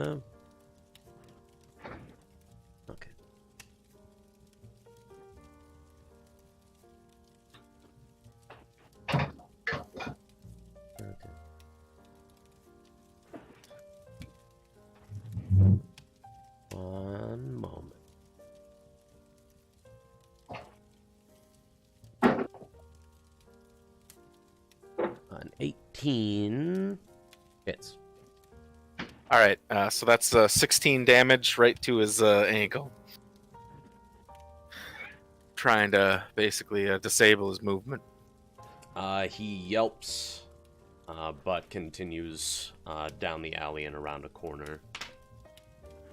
If I pursue as well, so run 30 feet after him. Yeah, if I can, if I'm able to as well on this turn, depending on the perception. Yep, Reaction at this and point, stuff. you and Belceris could also pursue. I am actually going to stick with the other guy. I'll like grab him by the scruff and just like look at you and go.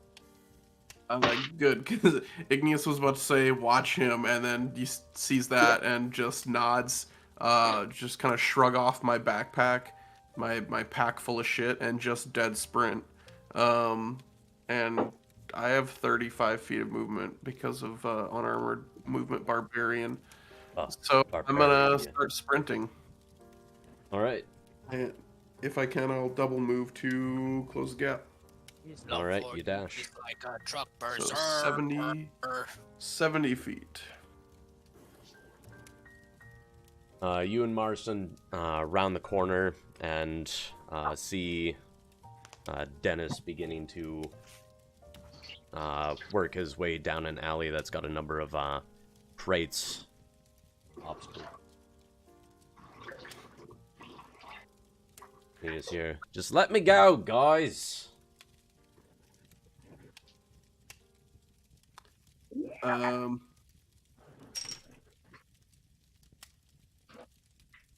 This isn't the best way to prove your innocence. I'm hesitant now. You obviously haven't seen Ulcifixi Justice. I just shout back, "Fucking why?" They try to charge me here in Ossifix. They're gonna assume I'm guilty, chop my head off, and then debate whether I'm innocent. Sounds good to me. Not to me! Well, you shouldn't have tried to kill us and murdered a bunch of people. I was doing my job. Good for you. Doesn't mean your job wasn't bad. You should find a better line of work. I tried! I asked if you were hiring. I mean, before that. Not exactly the most trustworthy resume. You guys can roll either acrobatics or athletics. Ooh, this is athletics. Chase scene. Do I have... It's gonna be an 8 acrobatics. Ooh, 22 athletics.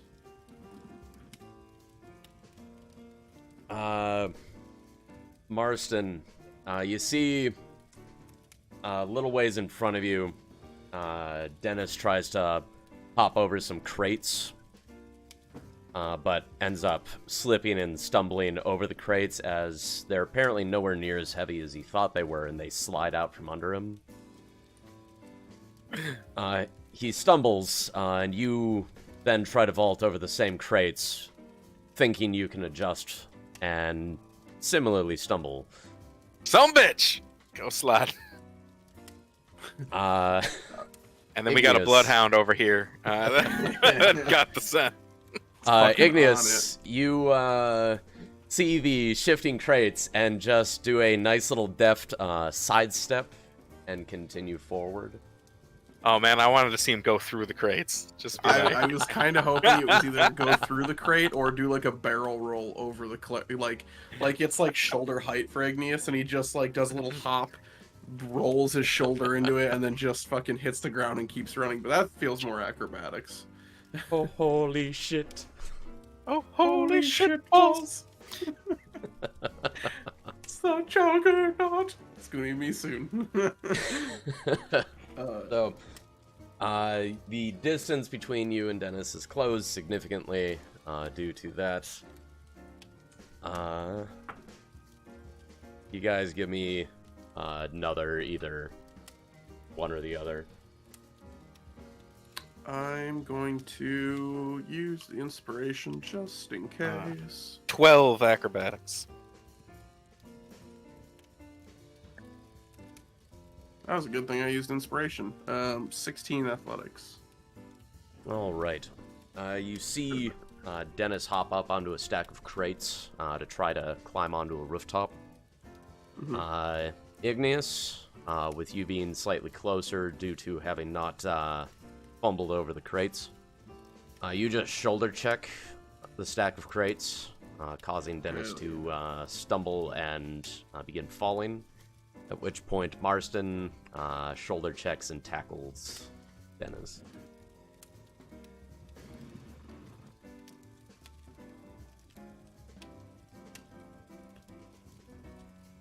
Alright, Dennis is on his back, his chest, breathing heavy. It's like,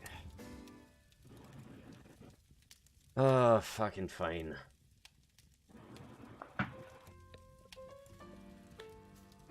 Now, I don't know much about this continent and these people, but I mean, if you're really convinced that they'll just kill you anyway, I do think that is a pointless waste of life.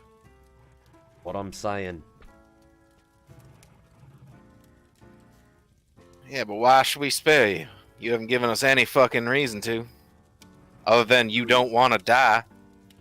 And That welcome to the seems club. like a fair That's a pretty reason to good me. reason. Well, that's a good reason for him. What's a good reason for us and the wide world around him? I don't know.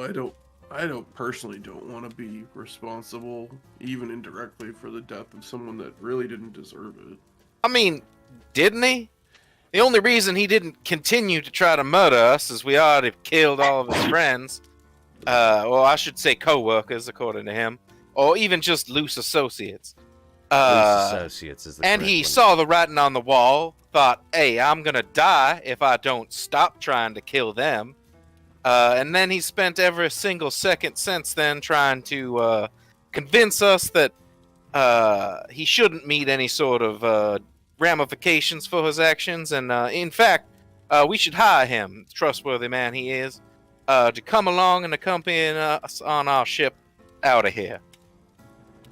I mean, it is. Can you better explain to than me? just- Oh, sorry, go ahead.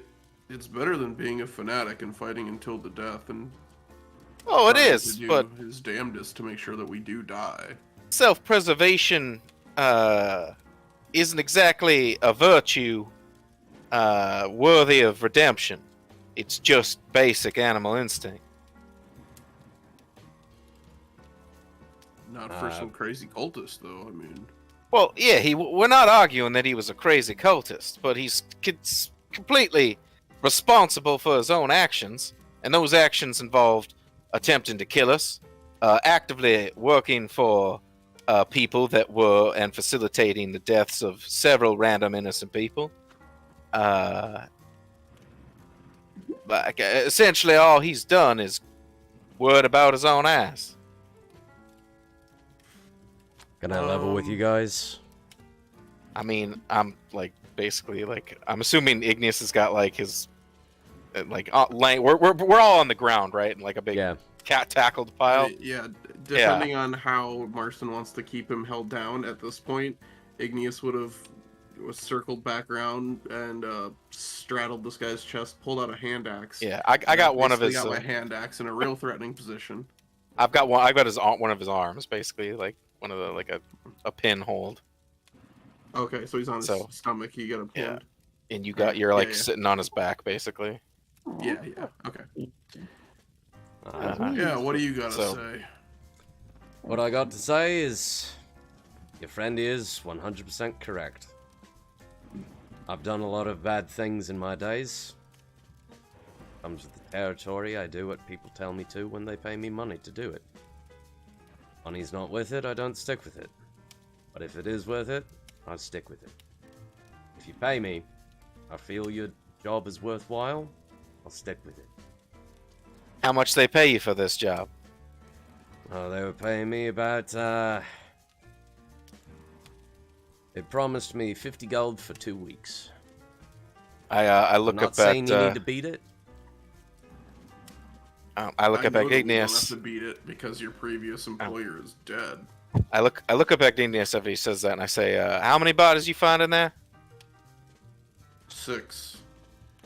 All right, 50 gold, worth 6 human lives, or 6 Only killed sentient one. lives. Yeah, but you were working for the people who killed the rest, and you seem completely okay with that. Seen a lot of death. You got, yeah, Leaves Yeah, a bad taste in my mouth, especially what they were doing. Oh, you're in a pretty weird job market if that's the case. First time I have been hired by somebody that was hired by druids. Look, you caught me fair and square. I said my piece. I'm a mercenary. If you pay me, Yeah, I'll I'm help. insight checking his honesty towards, it was just a job, and and like seen a lot of shit. All right, roll that insight. Fuck. It's an 8 total. How about this? You take that 50 gold. You walk that to the family of the one man you claim to have murdered in this situation. You give them that money, and then you ask them what they want to do with you.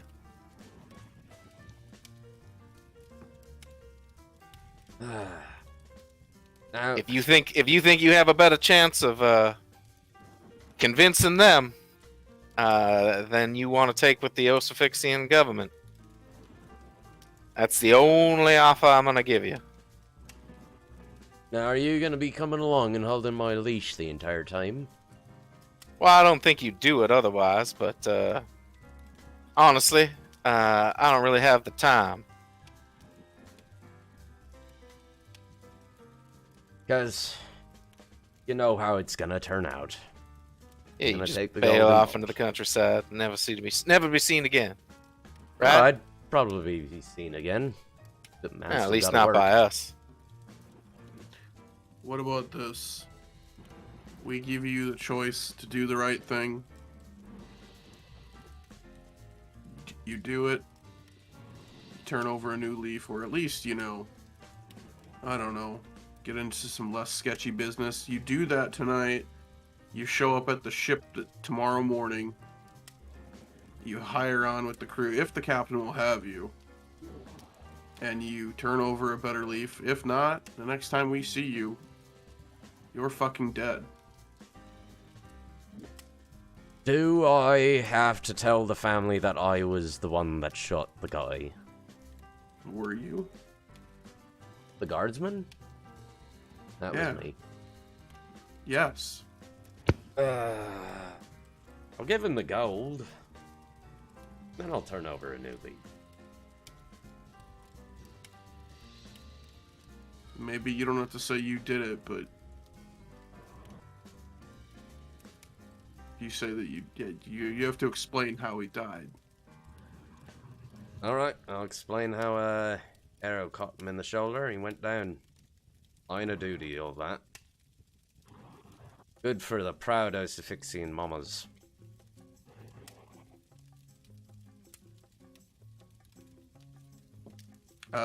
Igneous look at Marson and go, I think this is as fair of a turnout as we're gonna get with him, other than just killing him. I I mean, mean, I'm you're still gonna pretty just kill personal. me? Oh, you convinced that turning you in is just gonna kill you. I'm pretty Yeah. okay with just killing you.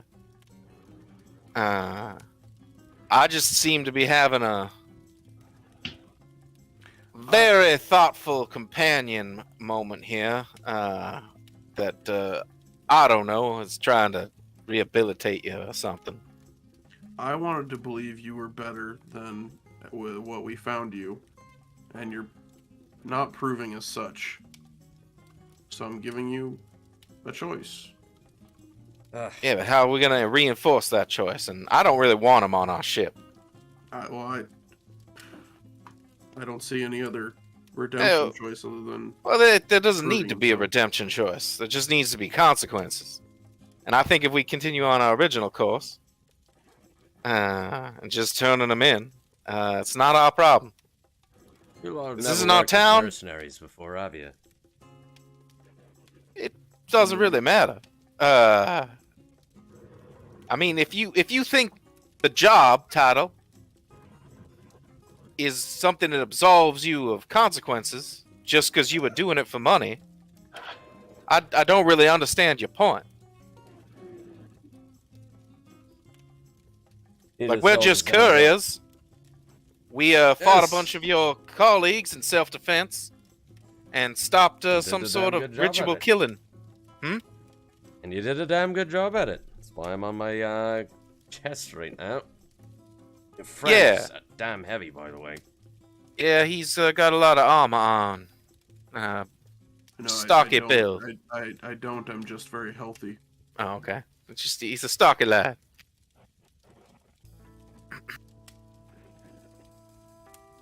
Look, I'm gonna be straight with you, Igneous. What are you hoping to get out of this? Just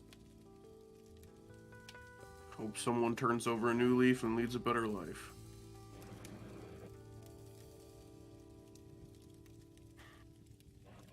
I don't know. Well, here's the thing, Master Dwarf.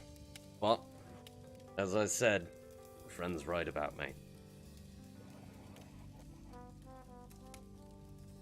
Now, I ain't just some, cold-blooded killer. I don't go out and be like, hey, I'm gonna kill a man today.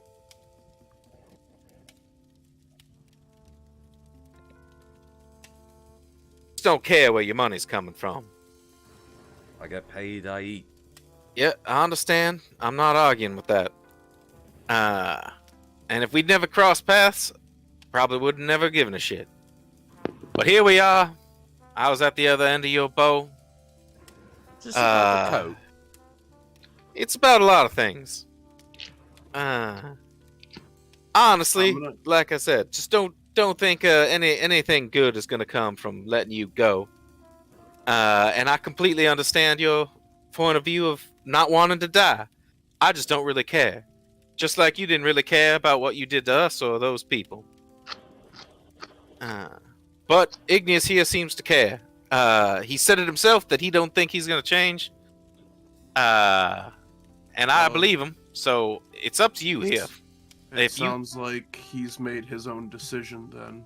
All right, to the gallows it is. No, Igneous just stands up, pulls out the halberd, and just chops his head off. All right, Jesus. He made his own choice. I mean, I gave him every chance.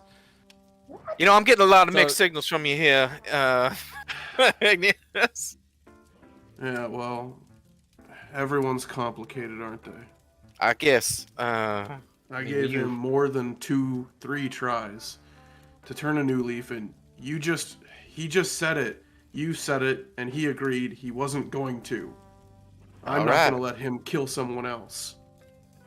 He also said he wasn't just a cold-blooded murderer who's just gonna go out and kill. He's still just gonna be a mercenary. All right, fair enough. Well,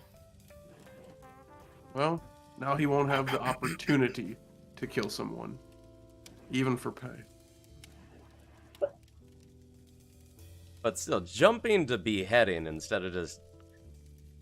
Look, he said that the guards were gonna do it anyway. Constabulary is like 3 blocks I just east. ended this faster. Well, at this point, I'm not sure if it's better just to leave the body here. And, actually, you know what? That'd probably be harder to explain. I'll get the head. Igneous is very frustrated at trying to give this man multiple chances and it not working, so I just kind of... He's like, At what point do I come back to you guys, or am I just heading back to the ship afterwards? I think for cinema's sake, right when we're dragging a head and a body back to the car. Or if you have a strong feeling about this, I would very much say that you could like moments before that happens, so that you can stop me. I don't know. No, I'm. Just as we come back into letting play out. I just wanted to get back into the action. As we come back into view of passenger, I just say, I didn't want go your to plan. opinion back in the action, so. This is a scenario where I give this guy chances, and then I look like an immediate asshole for doing what I did. So. You Turn like him into the literally moments cops. before were like not even wanting to be tangentially responsible for his death. Yeah, I'm not gonna Yeah. lie. I'm having a lot of mixed signals from this whole interaction. I'm just a village dwarf from the valleys. Okay, we take care of this shit ourselves. Like, that was 0 to oh shit, we're going off a cliff in 3 seconds. Yeah, I guess if you were willing to like let it end that way, why were you so staunch about not just letting him get executed by just like By the authorities, right? Yeah. Look, I don't know. Oh, okay. Re- We'll reach just the let's point- moving on. Yeah, I lift the head back up as we come out of a side alley, and ask, "We got a bag? Didn't go according to plan." Yeah, I'm Dennis still stumbles, just like, there oh, with- Jesus Christ! Look, half a second from just going into a rage and just being too frustrated with the situation. The barbarian took care of the business how he felt was best. Dennis is on the ground. Not Dennis. Donnie. Donnie. Yeah. Donnie's on the ground, Yeah, just like, please, take me into the cops. Take me into the constabulary. Don't chop my head up. Yep. Please, please, Yep. please. That's the plan. Let's go. What We're a good bringing the choice body, you've too. made. Yeah. Keep me away from that maniac dwarf. Nah, I got you. Let's go. Bring the body. Yeah. Ignis I has got got the the body. Didn't we I got have the body. 2 prisoners a bit ago? Past We tense. had a runner. Yes, and I'm just going to point out that as we were talking about helping the one person, he immediately took the opportunity of us discussing Grace to betray us. I'm not upset that he's dead. I think we should probably keep a better eye on our prisoners for future, though. I'm going to double check and Just make sure. I mean, Tell he's cut his Ceres, head off. I'm pretty sure he's dead. tell Ceres that mending doesn't fix that, right? Not that sort of breakage. That's what I thought. Figured I would double check. Well, all right. I don't know about y'all, but I'm ready That to was get just this the done beach. with and probably down a whole bottle. Oh yeah, I assumed we were talking and walking. And dragging. Yeah, we go 3 blocks down to the constabulary. Hopefully, As don't soon get as they arrested along the see, way. Individuals approaching with a decapitated body, a number of guards jump to attention and start mustering. One approach is like, what in the world is going on? An attempt for delivery of 2 prisoners. Right. He is now 1 prisoner, Mm-hmm. and I suppose evidence. Yeah. I will we'll launch into the story as soon The as guard there's an appropriate. whistles and guardsmen come collect the 1 prisoner and start hauling the body. Come inside. You'll need to be questioned. Figured. This is an important question here, but can there be an accompanying strong beverage? Roll me a persuasion check. It's been I a would- hell of a long day. If leaning on my friend Uh. here and looking exhausted can count as the help action, I am proficient with persuasion and would love to. I'll offer allow those. it. Okay, that's gonna be a nat 20 then, for a 28. The guard looks you guys over. I look looks over affable the as fuck right decapitated now. Body, and Donnie, who's just pale as a sheet and almost begging to be taken into custody. It's just like, I'll see what I can find. Have we got a story for you? You guys go in. You're sat down and you're questioned by a lieutenant for a while. The guard who had met you out front brings in a bottle of a very strong-smelling grain alcohol. and some glasses.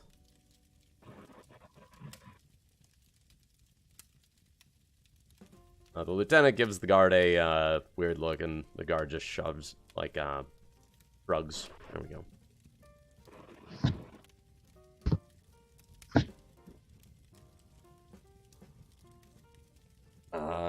After about an hour, they're convinced, between questioning you and then separately questioning Donnie, that the story is true. They're still not quite sure what led to the decapitation, and you do get some scolding about leaving it to the officials to handle executions. And then you are sent on your way. To the ship? Or to a bar? I think we should stop in and let the quartermaster know before Yeah. we get our drink on. Agreed. Stan also has somebody he needs to collect.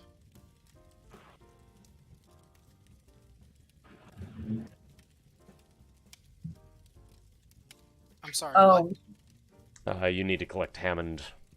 Oh yeah.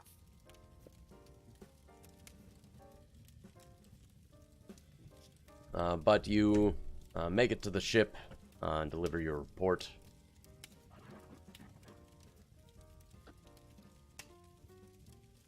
I hand the quartermaster the paperwork that I found and said, you know, the parent company for where we were going to be delivering this is on our next drop-off. So it is. I don't know what the ship's official policy is on goods unable to be delivered. I mean, we could have just left them there, but didn't seem right. It would have been accepted. Delivery was made, but given the situation, we will add it to the roster of deliveries to make once we get into Ambershard. Thank you for taking that job on. I'm sorry it turned into such a hassle.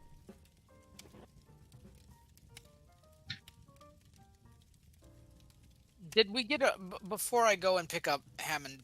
Did I get a response from the captain specifically? I don't recall. You would mention it, and the captain said, "Bring him around. Let me question him for a bit, and then we'll see." All right.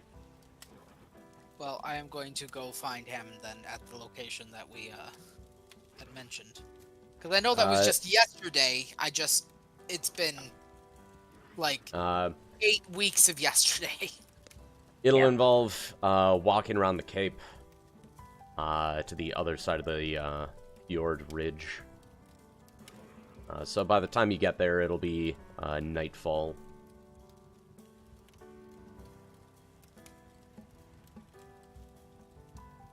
Okay.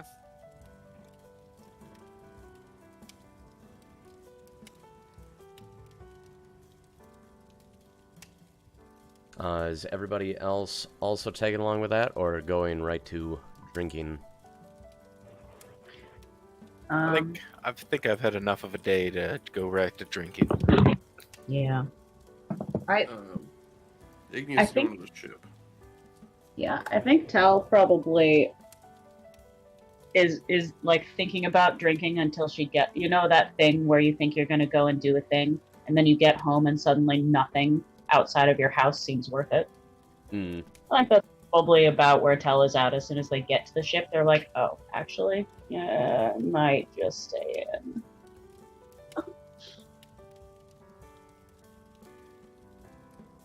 All right. But if somebody wants backup, they will accompany you. Like, there's stuff going on, they'll probably tag along. But if you're just picking up your friend, also, Yeah, I don't think I need. I don't know help that you need on- backup for that. I don't think so either. All right. So, Stan, you make it around the other side, the sort of suburb-ish area of Stuttgart. You find the area where Ham said he was going to be hanging around, and find him easy enough. You trying to scam somebody? Potentially. He has a big group of individuals around him as he's sitting out in front of a certain establishment, doing some cup game stuff. Keep your eye, find where it ends. Oh, Elgavar! You wanna have a go? I'm sure you'd be great at it. I'll just crack my knuckles and step up. All right. Okay. He holds in one of his hands the 3 cups. In the other, between 2 fingers, he has a marble. He's like, alright. Simple game. You've probably played it plenty of times before. I can't imagine I'm the first person to have thought of it. You need to figure out which of these 3 cups this marble ends up under. And he throws the marble across himself into a cup, slams all 3 on the table, and lines them up. Shows you where the marble is, just to set you as a baseline, and then begins shuffling. Okay. Tell you what, first one's even free, but if you win, I'll give you a bit of money too. So, win-win. Can't lose.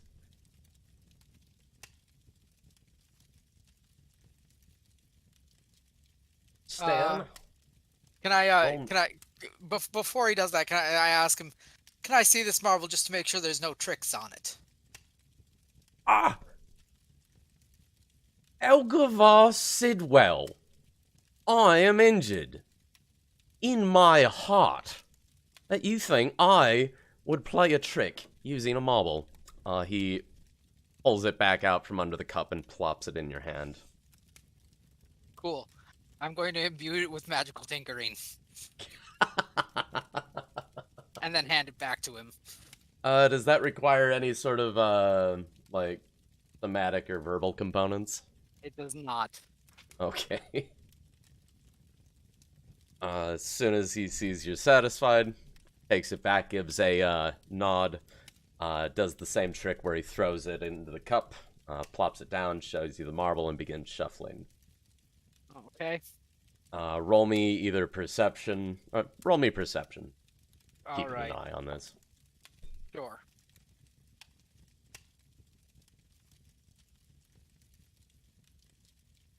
Perception. And so magical tinkering lets you 14. know where the object is. Magical tinkering allows it to emit an odor. Or a light. Or a sound. Gotcha. I figure as soon as he's done shuffling, I can trigger it to reek, and oh, it's there. All right. You watch. I as know the how cup this game shuffles. works. I'm just trying to counter his kerfuckery. Once he's done shuffling, he pulls his hands away from the cups and crosses his arms before gesturing. Take your pick. Where's the marble? And then it starts emitting an odor.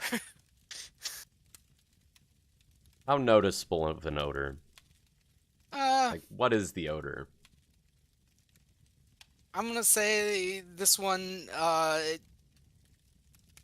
It's a glitter bomb now. What do I want to make it smell like? I'm gonna make it smell like lavender. Okay. You know, subtle but like distinct. And I'm just gonna, kind of examine the cups and see if I No can- peeking. I'm not peeking. No, I'm not touching the cups. And then just, breathe in. Figure out where You my... have a strong feeling that it is the leftmost cup. That's Alright, where it smells most lavendery. I will lift up. I will point. I won't even lift it. I will point to the leftmost cup.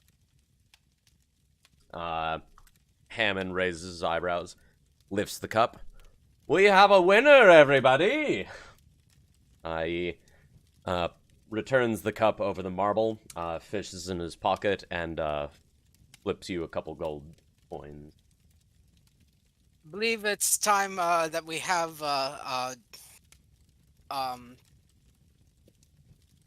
talk, Mr. Hammond, about a potential job opportunity. Oh, you don't want to play a few more rounds? That said, this time you'll have to actually pay to play, but... I know how the game But I suppose... What do you mean how the game works? You just try to guess where the marble is. And I will get it every single time. Hammond gets a bit of a defiant flash in his eye. Almost like it's a challenge. Some other time, I suppose. Now, let's go have a chat with your captain now. Once he's out of earshot, once he's packed up and we're away from people, I'm going to give him the gold that he gave me back, and then tell him to smell the marble. He smells the marble. Ah, neat. You rub it with some oil or something. Something like that. Nifty. That said, I'm pretty sure I can still hide it where you wouldn't find it.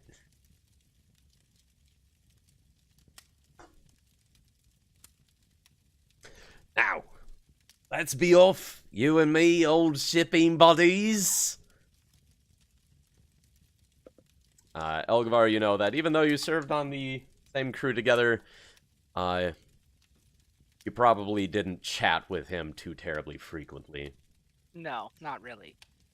He was there. He was a crew member. Yeah. It was a small ship, though, so that's, He's Bring just him being to the, very affable.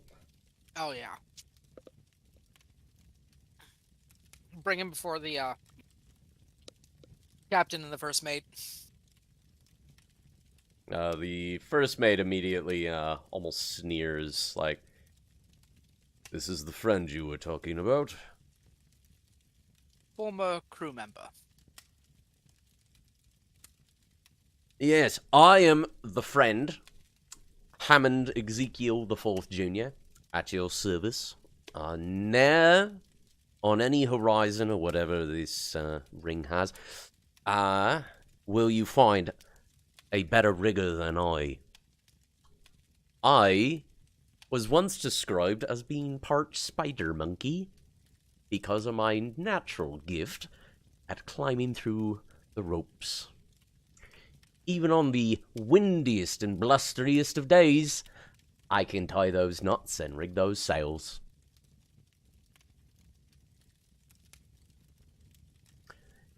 Hey, Elgavar, would a Ringworld have horizons?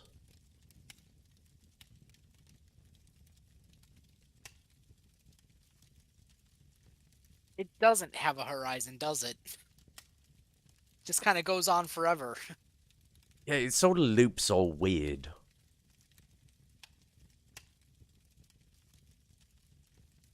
I'm just gonna... No, it doesn't.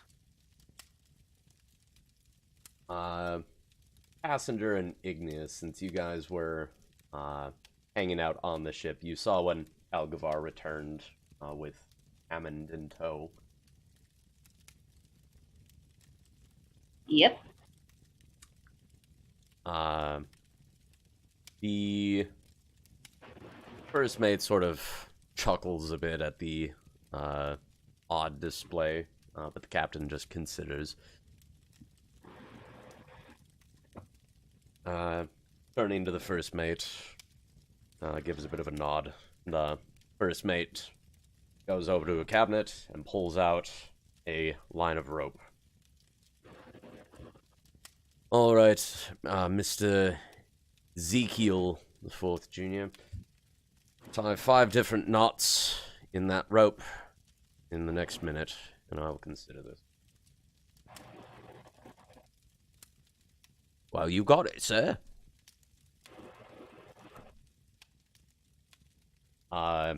Hammond turns his back.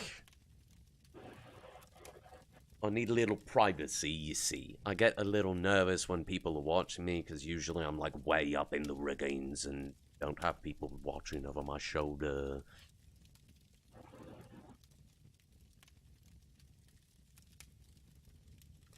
I just And glare at him. What? One eyebrow. How am I gonna cheat at tying knots? He brought the knots with him. And he quickly begins working, turns around, and shows the rope. The captain inspects. It's not bad, but I expect you'll do better when in actual service. Oh, yes, sir, you've got it. As soon as I'm up on the rigs, I'm in the zone. Only one ship have I ever served on. That's gone down. That's a pretty good track record.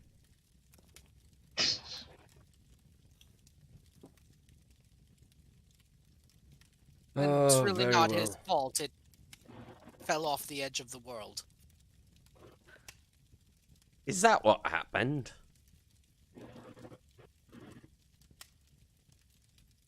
I don't The say captain anything. just continues to give you guys weird looks. And says, very well. Have your stuff here by noon. That's when we ship out. Oh, thank you, sir. Thank you. Although, quick question. Is there a sign-on bonus for new sailors? Sign-on bonus. Yeah, you know, a bit of money up front. I got some individuals that'd probably be a little cross if I left town right offhand. I probably shouldn't have said that and just left town right offhand. You know, forget I said anything. Can I crash here tonight? Captain sighs. Elgvar. Get himself. Thank you, sir. I appreciate your trust in me. Yes.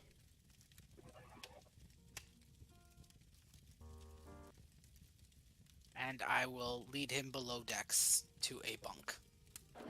Well, that went absolutely slamming, I would say.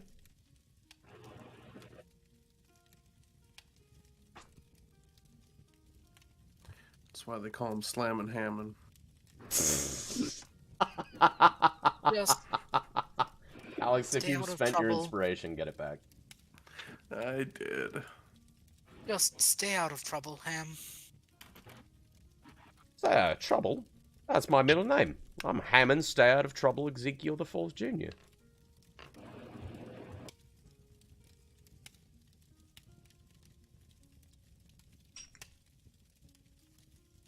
You should listen to your namesake then.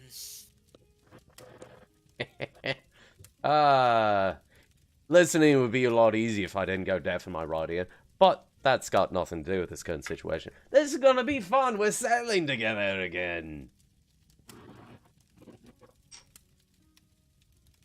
Now, about that cup game. Ready for round 2?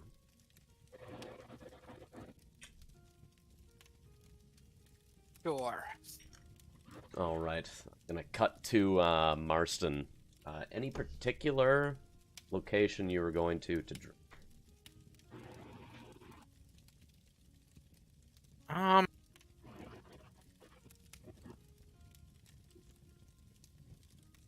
I mean, did it seem like the group was commiserating, or everyone was just kind of splitting off to do their own thing after returning from this fiasco? I think people were kind of splintering a little bit. Yeah, splitting. All right. I just do the Marston thing and kind of wander off into the night. Okay. Find my own solitude and solace somewhere. All right.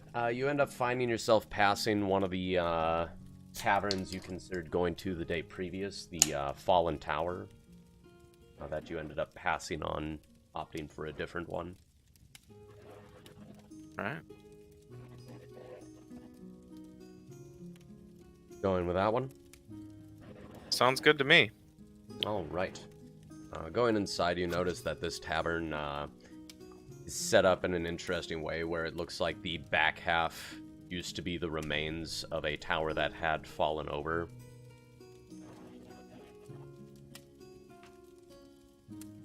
But the interior is cozy. Feels nice and warm and dry inside as opposed to the little damp air by the waters. It's got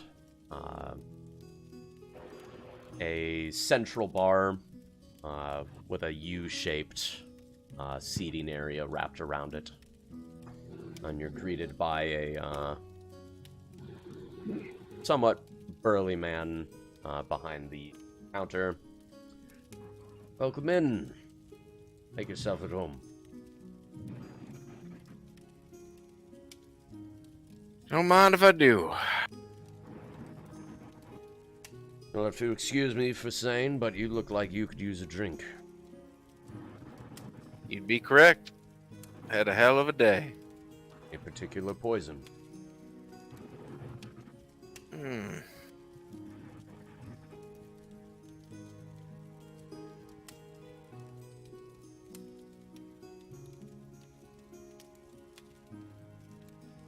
Oh.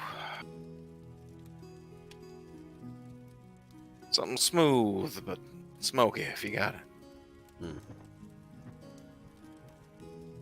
He goes around the bar a little bit, and you see him pull a bottle out of a cabinet. Pours it into a small glass, and comes back over and sets it down. There you go. Our specialty. Obliged. You know, someone who travels, it's always nice to experience new beverages and all sorts of things along the way. Oh, yes. One of the benefits of being in a port town like this is we get travelers from all over the place.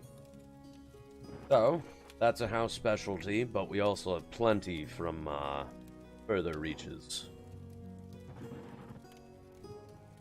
Expanding your palate a little more. Might that.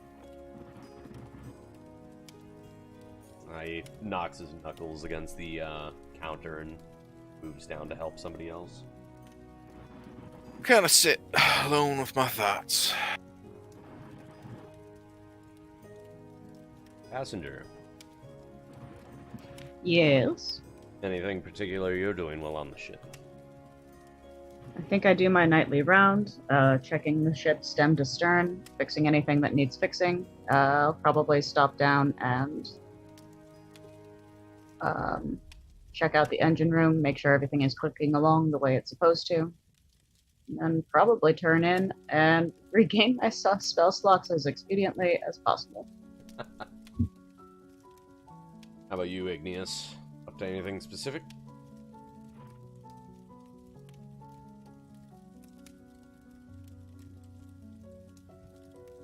Alex. Whoops, forgot I was muted. Mulling over the events.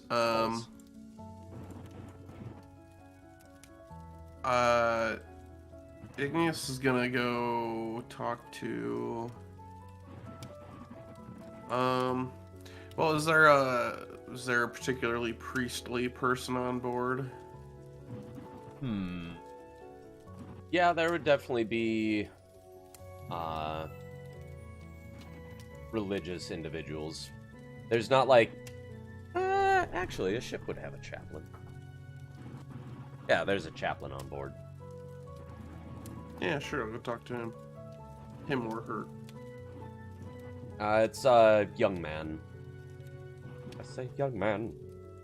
Place you can go, I said young man. Human male, mid-20s.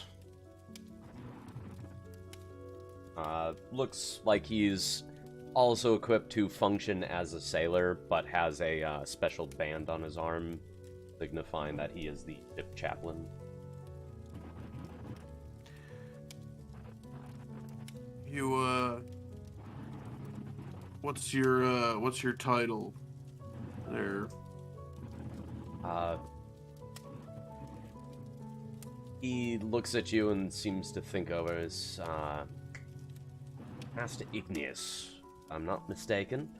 The dwarf we picked up over Ulis. Yeah. I am,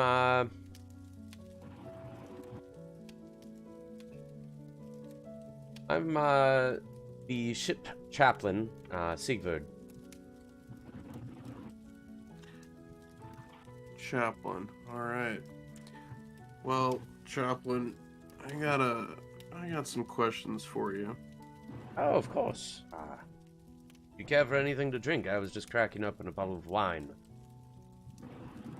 I suppose. He pours you a cup of wine and motions for you to join him at the mess hall table.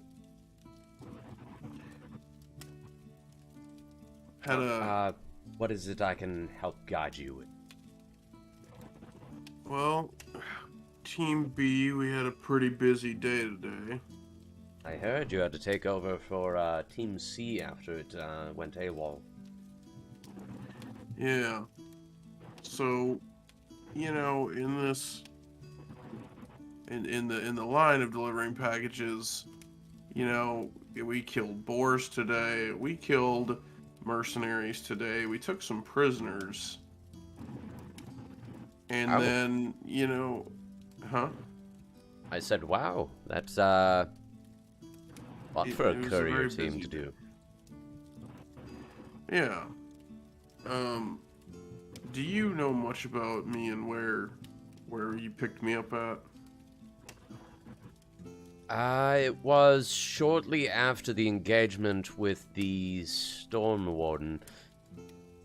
I will admit I'm not 100% well versed in nomadic cultures, but I did study up on them a bit back when I was at the university. What's your question? Oh, it's more of a, just kind of a, I guess, a statement. So, you know, the tribes, we don't have as much of a rigid, you know, like a justice system or constabulary. So, to make it short, we had the prisoners. One of them was going quietly. The other one made a run. You know, he basically told us multiple times that he would fall back into the life he was leading. I took care of it.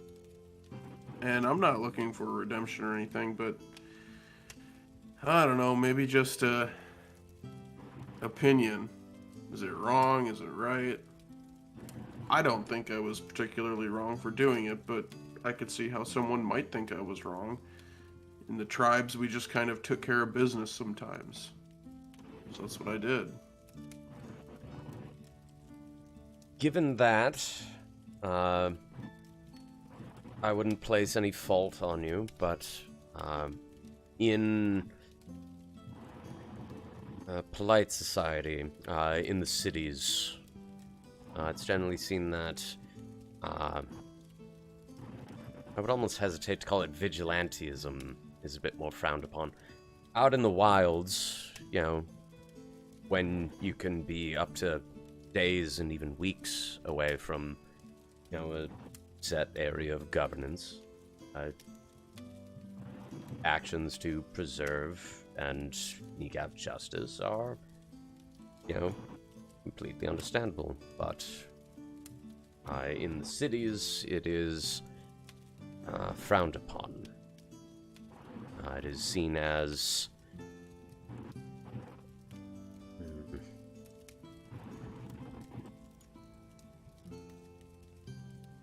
taking the right of justice away from those who are in the position to dole it out. Well, this man was convinced anyway that if we turned him in, he would die regardless, so honestly, I feel like I was just speeding up the process. Which falls under the vigilantism thing that's sort of frowned upon. Well, maybe as if you I said, spend more time in the cities. Didn't necessarily do anything particularly wrong. There would probably be some that would see it as wrong, but he was going to be taken into custody anyway. Depending on what he did, he actually probably would have just ended up in a chain gang, but so it goes. But sounds as though he is dead now, so it's for Golwyn to decide. Yeah, speaking of the gods, I did a little research what I could back in my homeland, and while it's great that, Galwyn will make her choice on what will happen to him, maybe, what do you think the views, what do you think the thoughts would be from Thorn? How would Thorn view this? It may not be his... Thorn, he is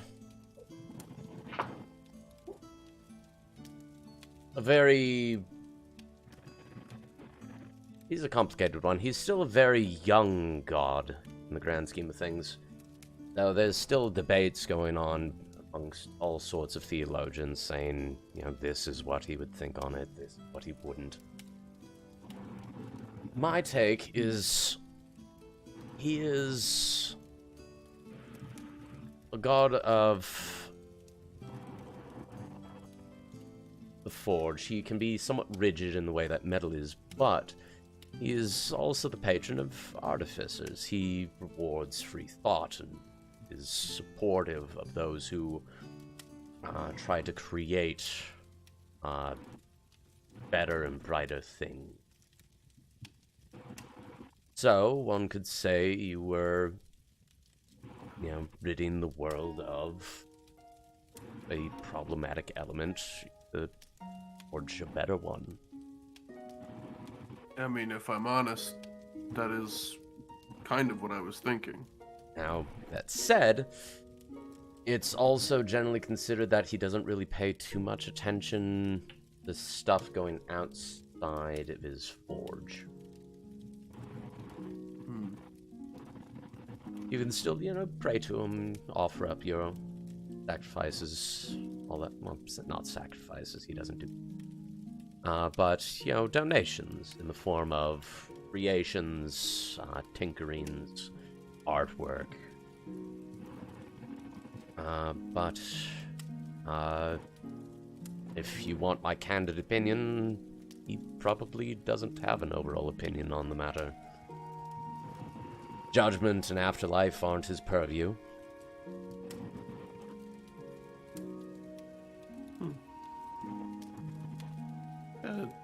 Not far off of where I thought it might land from what I've read so far, and just needed someone who might know to confirm it for me. I guess. I apologize. I mostly deal with Galwyn and Doran.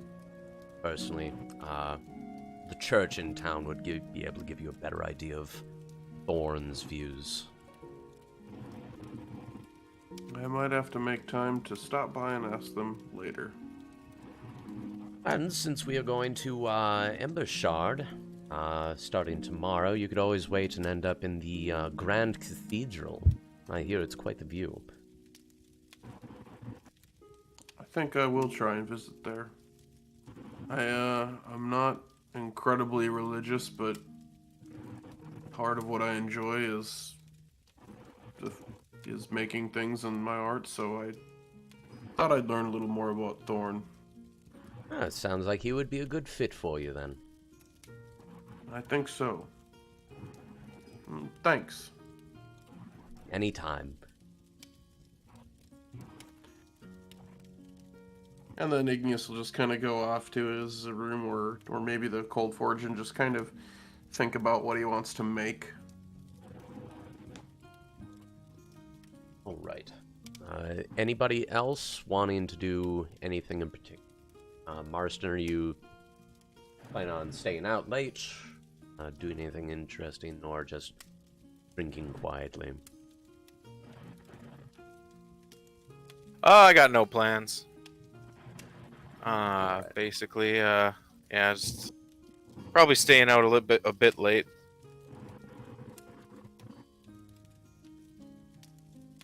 Elgavar, anything else from you? Sleeping. All right. In that case, we will cut to the next day. Long rest. Oh, long rest. Yep, long rest. Man, I'm gonna have to get rid of these temporary hit points.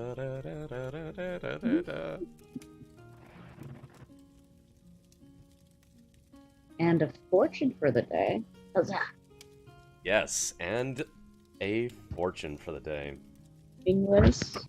Wait, how much? Sorry, So- real quick. How much HP was Aid giving us? I had casted it at second level. No. Yes? Yeah. I- Second or third. Yeah. So, yeah, I think I dropped a third level slot on it. There should be a thing in your health that you can just basically turn off the extra HP. I did. I just thought that maybe I had given myself too much. Was it 15? Yeah. Yeah, if it Oh, was a okay. third level spell slot, it would have been 15. Yeah. Damn. Okay. I just wanted to make sure I hadn't been accidentally running on way too much health. All That was right. a cool. Are you that ready was a for this? great spell. Oh, Aid's wonderful. I'm so Ready for this fortune? Yep. This cosmic dance of bursting decadence and withheld permissions twists all our arms collectively. But if sweetness can win, and it can, then I'll still be there tomorrow to high-five you yesterday, my friend. Peace. Beef. Fuck Wow. is wrong with your thing?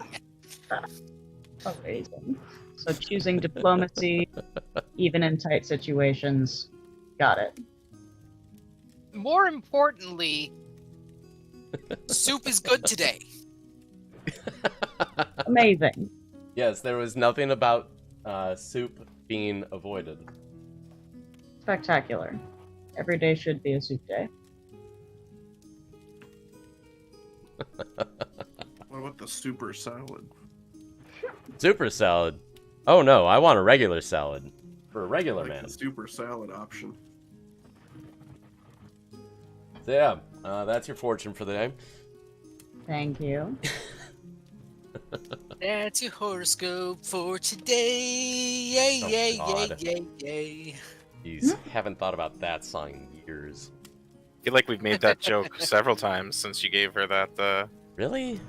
Yeah. Yeah. I guess not joke, but like reference. Yeah.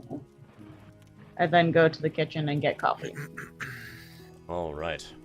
You get coffee.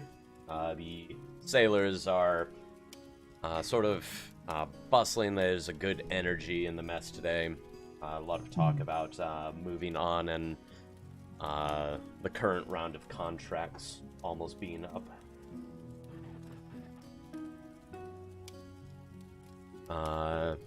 Piranesi is at one of the tables, similarly getting coffee. Mm-hmm.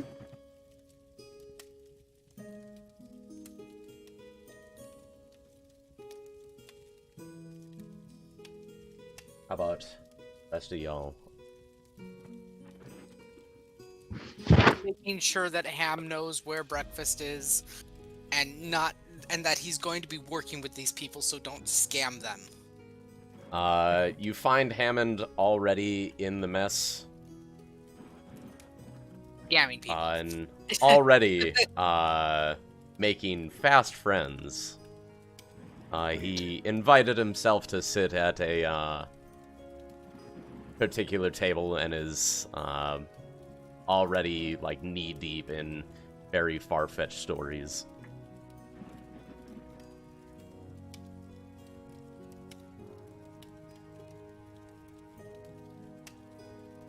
I'm just gonna walk past and go, everything that he says. Is 100% true. Bang.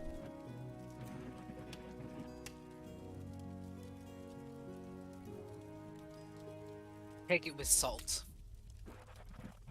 Because salt makes everything taste that much better.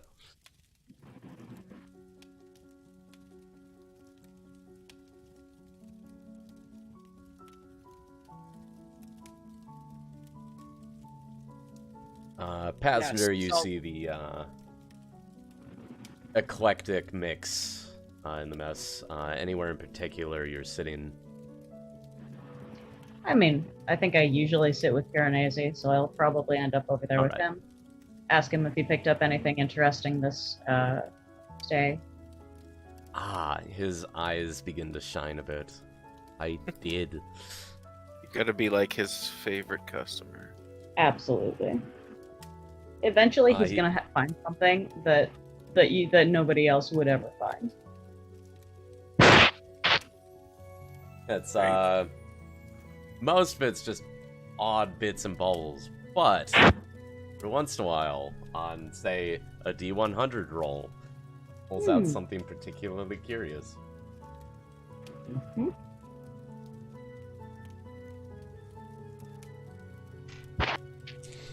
As it so happens, I came across something particularly neat yesterday when you lot were up in the hills doing your thing.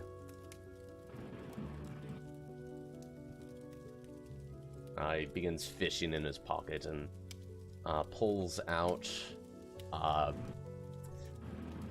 looks like a nice little looks almost like a golden ring, but it's too big. Maybe it's an earring. Folds it up and then puts it over his eye. It's a golden monocle without a lens. It does something neat. It does something neat. I Oh. just don't know what it is yet. Let me I take a know look. it does something. Yeah, I'll look takes it the up. monocle frame off and hands it over. Out of character, are we just going to ignore the fact that Telceris is fraternizing with the end boss? Look, I Out of mean, game, you can say whatever you want. I can only say it so many times. Look at it this way. Look, It's how I'm you gonna- unlock the diplomacy ending. Yep. I'm gonna unlock his weakness. I'm gonna figure out how to beat him without having to beat him. Sure. Yeah, I'm just, you're gonna pull I'm a Saren. joking You're just gonna around, talk but your I way wanted through to- phase one. Yeah. We hadn't made a Piranesi as the Dark One reference yet, so I had to do that.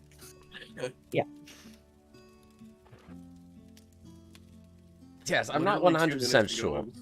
but the man I bought it from insisted it couldn't be sold for any less than 5 gold. 5 gold for a even nice frame is a bit much. Therefore, logic stands, it does something neat.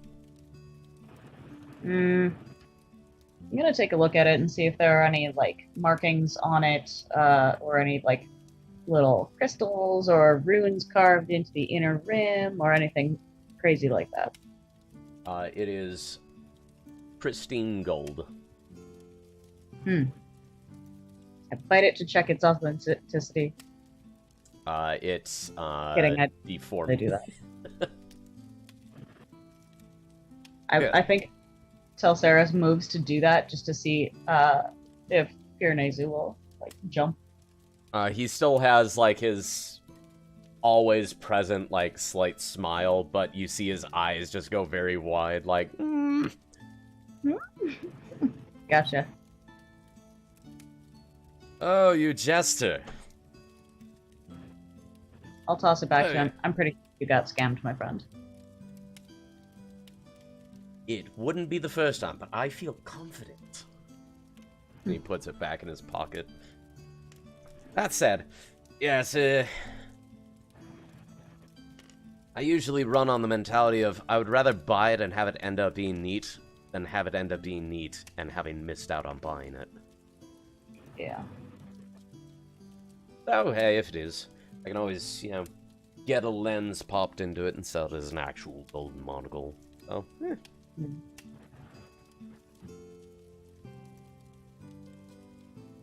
Otherwise, Seaguard's always been kind of boring as far as curios go. Yeah. Thoughts on us almost being at Embouchard? The destination of the entire trip? Yeah, well. I know it's going to be heartbreaking not having me on board anymore, but We'll such know where things your must shop always is. come to an end. Indeed. I've got a wonderful spot right on the corner of one of the main shopping streets. Even has a view of the Fighters Guild and the Grand Cathedral. Wow. Would be pretty close. Premium position.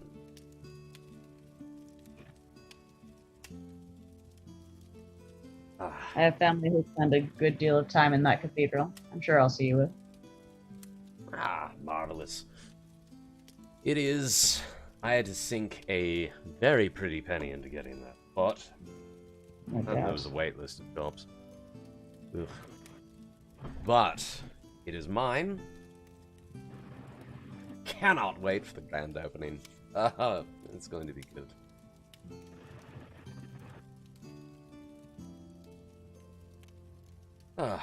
But do you think you will be renewing your contract with the ship? Here it's going to be just passing back around to Elysia, doing a few deliveries through Croania. You'd be able to pass by the heavens, what were the name of those mountains again? Vilrosmir. There we go.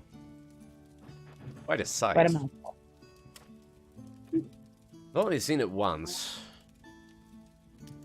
Very awe-inspiring, and by awe, I mean, ugh. Telsaris kind of gets like a little more withdrawn and quiet at that point and says, I don't know. I don't know. That's I fair. w- think that we have some poking around that we need to do in Embouchard. It's quite a mystery that I think we can help at least unlock the next part of while we're there. Is that so? A mystery? Find the Yeah, it's mystery. a mystery that is entirely not your business. Oh. Well, that's no fun. What good is a So it mystery if I goes. explain it for it? Come on. But yes, it'll be far more boring just sitting in a well-to-do shop surrounded by paying customers and wonderful foods in one of the oldest cities on the Ringworld rather than bunkered up inside of a flying coffin all the time. But I think I'll manage to survive. Because it went so well last time. Oh, yes. Oh, those wolves.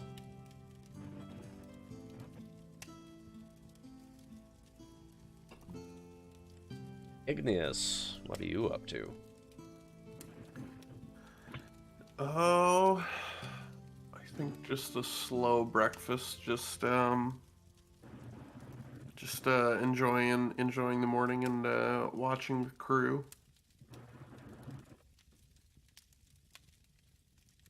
All right. How about you, Marston? I would like a do the cha-cha. I like a do Sissy girl. the cha-cha. Oh, Bruce Almighty. It's been so long since Yeah, I got I stumble up. I probably have a bit of a hangover.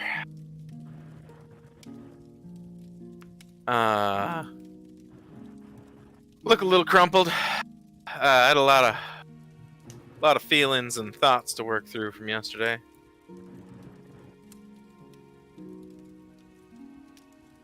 All But, The yeah, smell I of think coffee is inviting. But the noise of the crew is probably less inviting.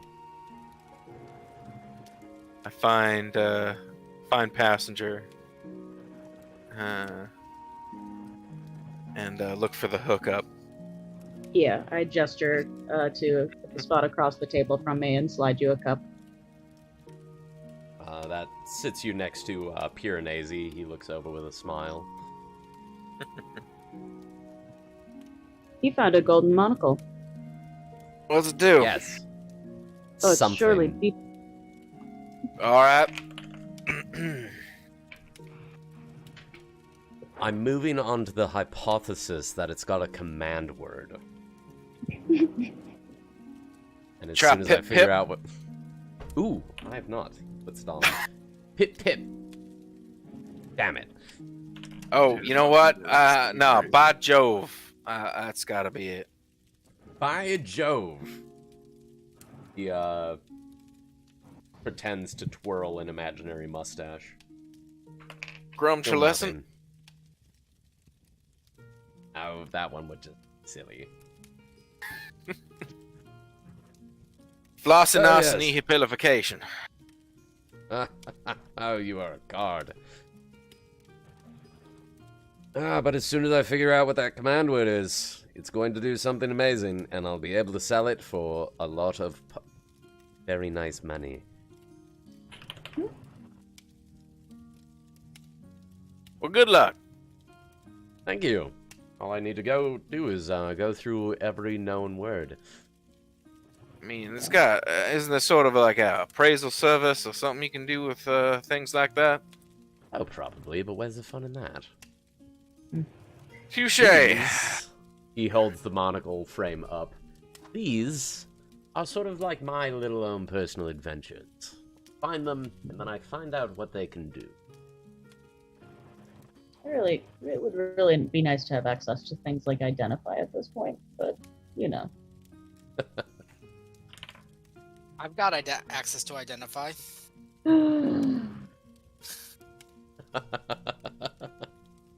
You're a sorcerer. Sorcerers have lots of spells and lots of spell slots and very little spell access. Okay. Yep.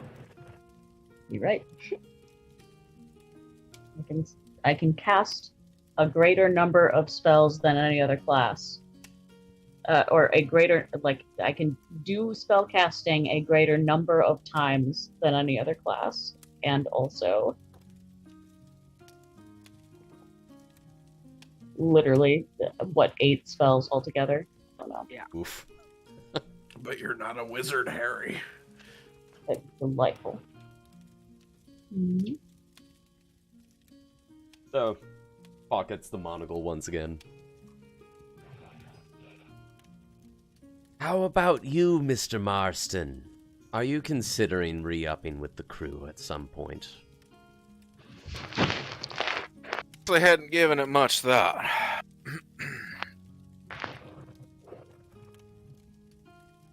Because given your service, I'm sure the captain would be more than happy to bring you folks back on board.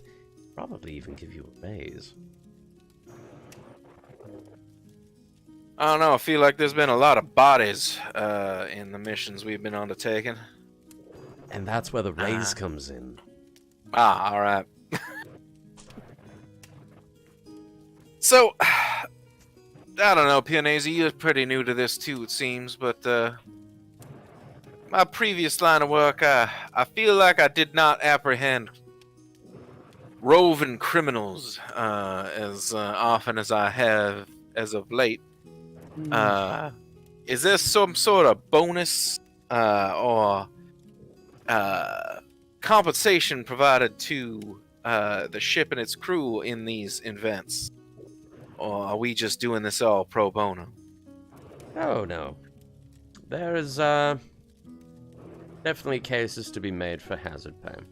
The captain and I have already been in talks, where I will be reimbursing the funds spent arming the ship with the increased armor and that gaudy ballista. I don't suppose he's had any more thought put into the battery idea that I gave him. Elgavar, are you joining the table? Sure. Alright. When you sit down, he smiles and puts on the monocle frame. Didn't know you need glasses. Oh, I don't. He puts his finger through the frame. Didn't even As have for the hands in battery, it. he has put some thought into it. And Let's just say he would also be very interested in bringing you back on board again. well, I don't have anything better to do besides travel around and look for more of my crew. I just glare over at Hammond. Hammond has cups in his hand. They're coffee cups that he's seeing if people want to start playing the game. Shake my head and just... That boy cannot be controlled. Oh yes, just because I'm parting ways with the ship doesn't mean you all need to. You're an entire half of a ring to see.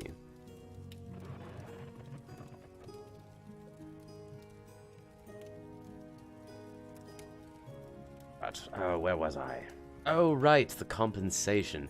Yes, there will be a bonus applied to reward you for your daring service in completing your duties.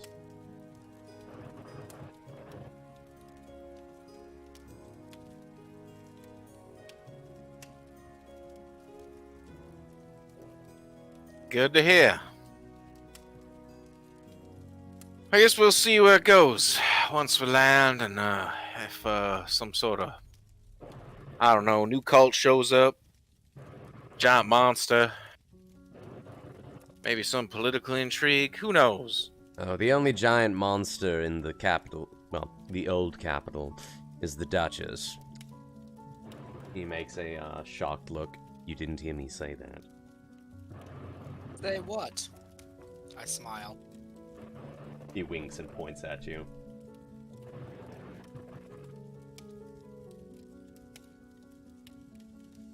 Oh, I'm looking forward to this trip being over, though. Well, we will certainly miss having you around, Piranesi. You certainly livened up the place. I take that as a compliment. It's not many people that say it to me.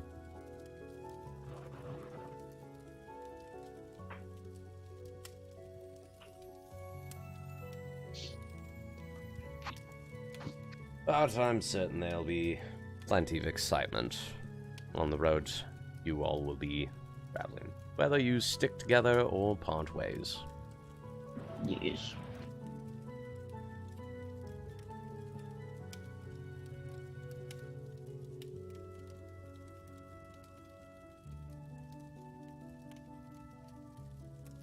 Anything anybody else wants to do this morning?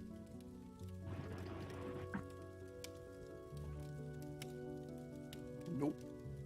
All right. All for In me. that case, a bit more time passes. The sailors, after they're done with their breakfast and coffee, quickly set about getting the ship ready to set sail. Hammond is quickly put to work, shoved all the way up into the top masts. And sure enough, he goes about like a spider monkey.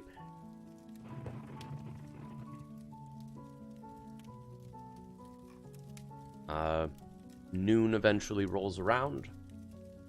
The call goes out to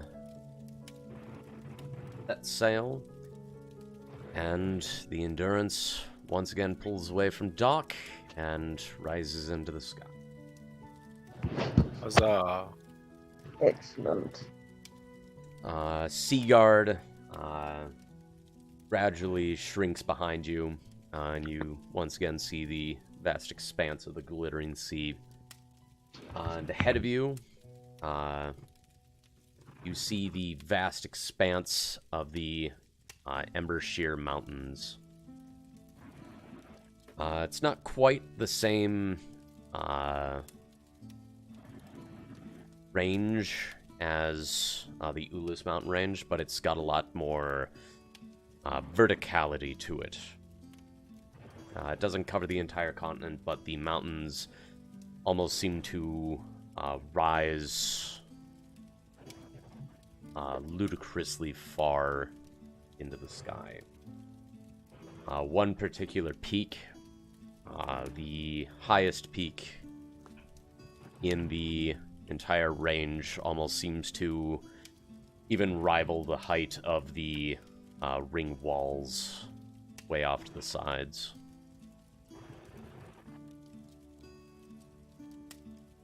And you are also able to make out, even from a distance, the glittering, exposed rock formations that give the mountain range its name. As light from the sun hits it and they refract. There we go. Refract out. You see glittering shades of blue, red, and green against the stony mountain.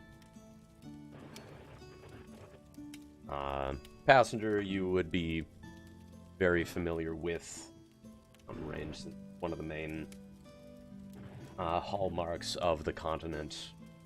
Oh, yes. When it was being created, a bit of flair was put into this mountain range and exposed formations of colored quartz were jutted up through the entire range.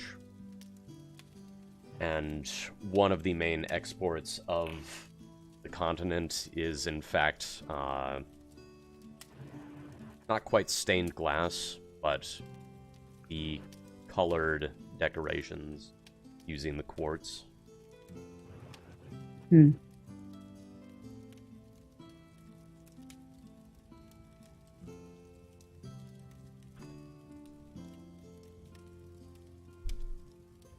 The day passes as you move further out over the continent.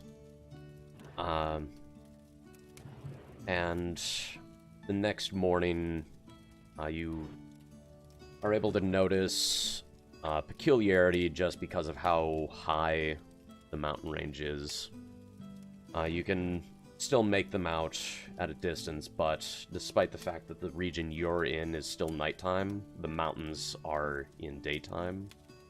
So they stand almost like beacons in the darkness.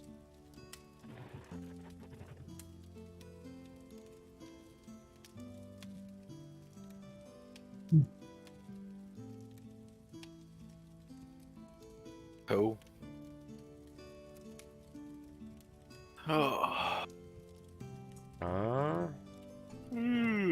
Algavar, want you to roll me a...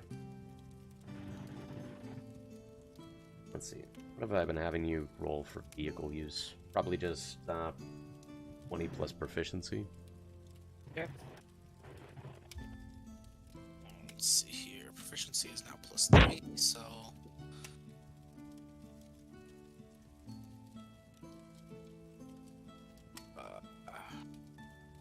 That is a 22. 22. You are left unattended in charge of the helm during a number of portions. They trust you with the helm and leading the ship where it needs to go.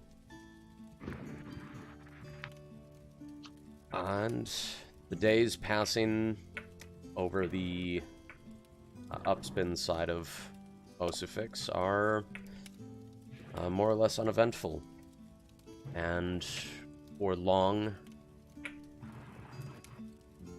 That's it. That's the name. False Mountain. You eventually reach the mountain range in the center of the continent, and the ship needs to rise a fair distance further up just so it can pass over top. And you get a good view of the jagged mountains. And the tallest one, towering even further than the ship, is Cathair's Saber. A lot of sheer cliffs, harsh edges, and wind-blown peaks. And it's said that only a very small number of people have ever climbed it, including the god Thorn.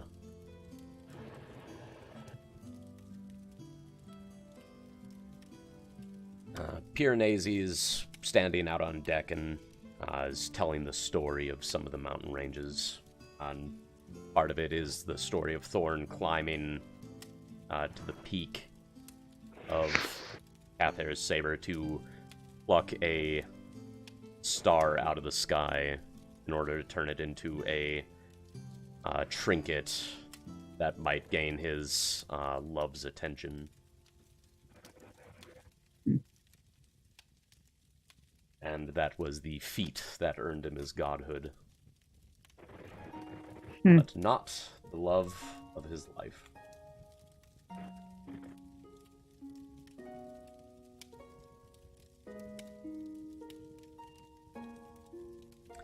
Truly Here she sad goes. bit. It was a marriage of convenience, and... Ooh!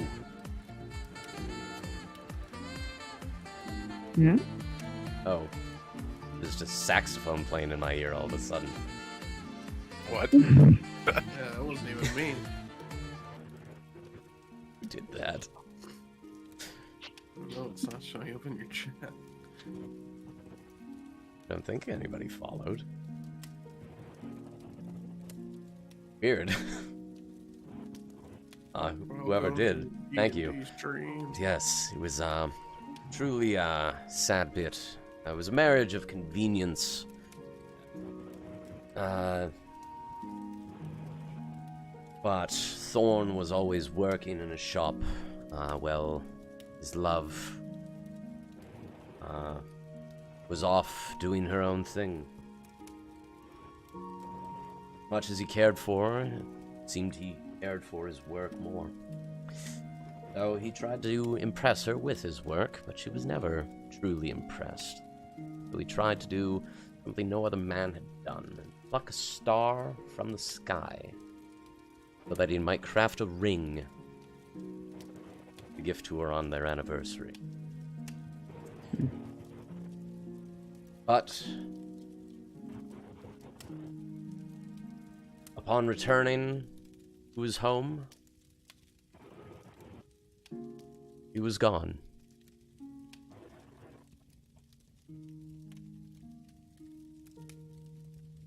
And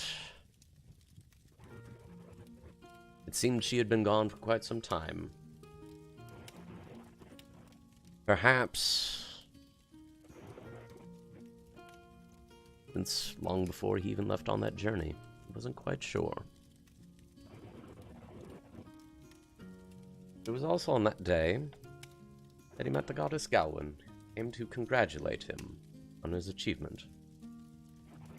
No one to gift his ring to, gave it to her, and she was so impressed by its quality, purity, and absolute sheen that she declared that she had finally found God of creation. Not creation like life, but discovery and new things. Like Elgavar, creating with their hands. Only I could And make so- something that special someday. Yeah, I nudge Elgavar. I'm like, he just compared you to the god of creation. Who knows? They say Thorn's seat of power lies below Cathar's saber itself. And from time to time, when standing within the city of Embershard, you can even feel the ground tremble from the mighty strikes of Thorn's hammer against his anvil. Yeah, it's just like slightly volcanic, isn't it? Ever so slightly. Like, there's no, like, true volcanoes. But like there are steam vents and stuff like that. right? Yes. Yeah. So it is the realm in which the god of the forge. Right. Oh my god, waffles. You're so annoying. Stop. No, give me more love. What? So, when you're in Embershard, Elgvar, perhaps entreat the Shrine of Thorn, and he might give you some inspiration. Generally not religious, but No, neither am I, but hey, a little nudge in the right direction usually helps.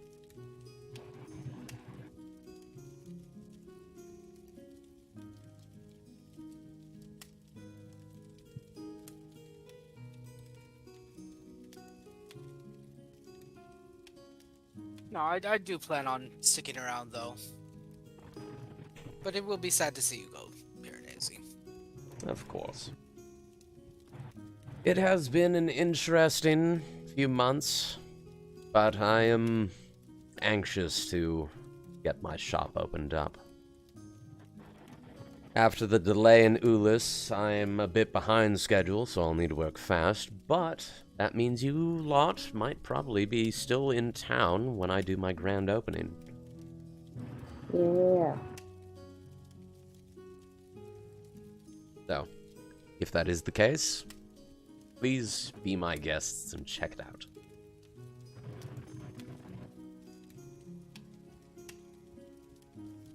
The ship continues on, sailing over the Embershire Mountains.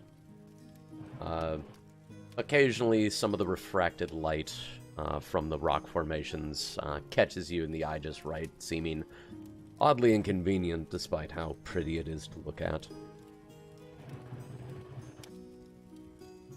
But eventually, once you've passed over the peaks and begin to descend the other side of the range, you get a view, even from a distance, of the old capital of Osifix, Embershard. Nestled within a mountain valley right up against the rocky slopes. The old city, more or less, has not changed in quite a long time, but the city as a whole has expanded out beyond its walls, and so there's now a number of suburbs nearby that have begun providing various other amenities like convenient lumber and farming goods.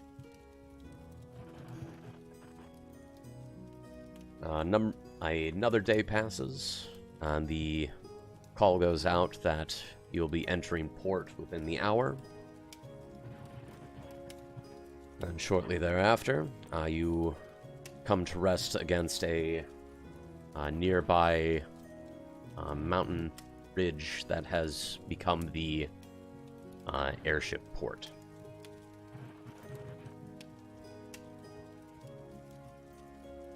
The captain calls everybody up on deck.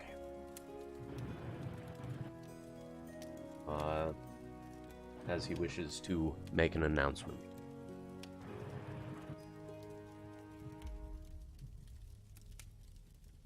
Head up to on deck. Yep. Once everybody's gathered, you see the ship officers, plus Piranesi, standing near the front. And the captain steps forward to address the crew. I want to thank each and every one of you who has sailed with us all the way from Elysia, as well as our more recent acquisitions elsewhere along the journey. It has been filled with a number of surprises, inconveniences, and hardships. We've faced things that I would not have warned you against. We've seen sights most other couriers and sailing vessels would probably have never encountered. Gone toe-to-toe with corsairs, even wiggled our way into a barricaded city.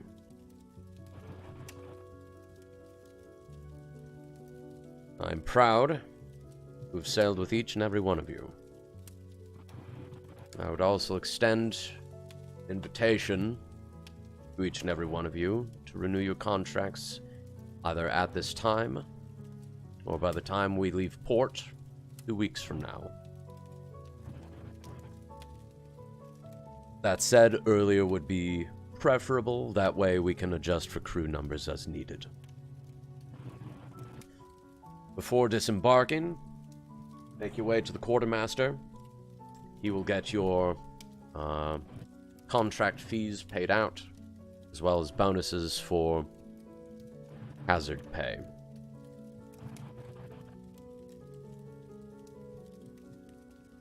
Thank you, everybody.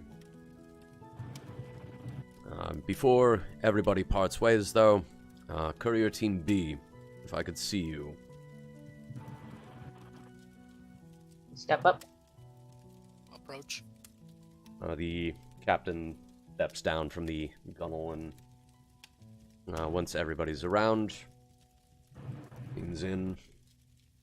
I have another matter that needs to be taken care of. One last delivery, if you will. This one is a bit more on the hush-hush. And is I'm joking aside, I'm gonna say, do we know how to do things quietly? Feel like I haven't in a while. No. But I not know you were really. able to handle yourselves. Well, As such,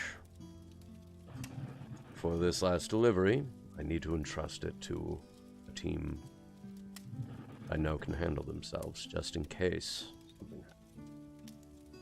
At least get to know what the delivery is, who we're delivering to, or is this going to remain clandestine? We will be delivering the Grand Cathedral. Oh boy. Piranesi will be in accompaniment, in part because his own destination is along the way and wishes to travel with companions at least for longer, but also because he is going to be the package carrier. You are to ensure he gets the cathedral safely. He is the big bad.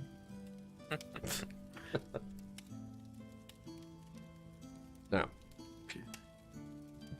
do you accept this delivery?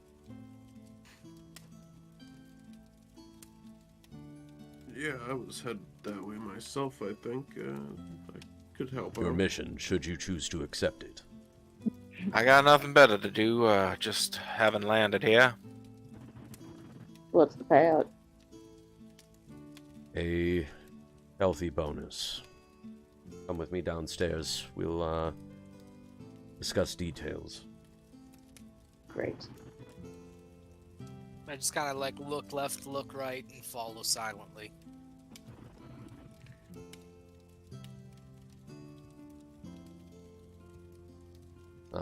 Captain leads you below deck. Piranesi is there, and it looks as though he's holding a ornate box in his hand that is in the process of being wrapped up in a cloth. It's about a foot and a half long by 6 inches wide.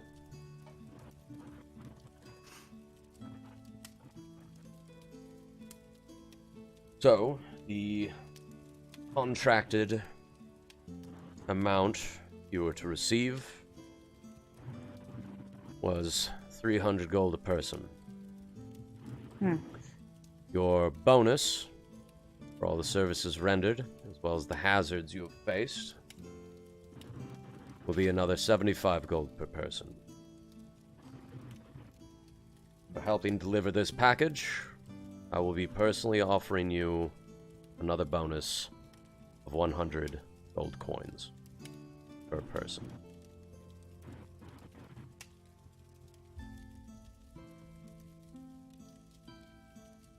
How big is the package again?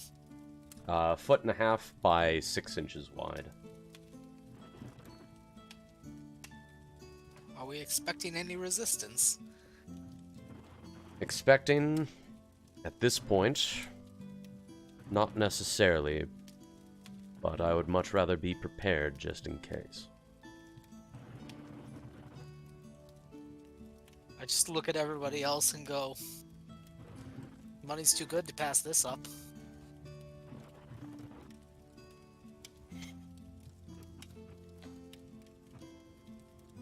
Seems like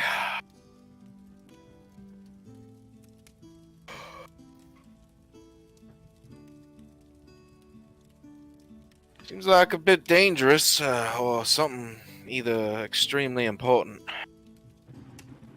Maybe a little bit of both. If it's going to the cathedral, I'm sure it's of import to the church. Very likely of little use to anyone else. All right, well, Piranesi laughs a bit at that comment. Yeah. that could still mean particular types of opposition.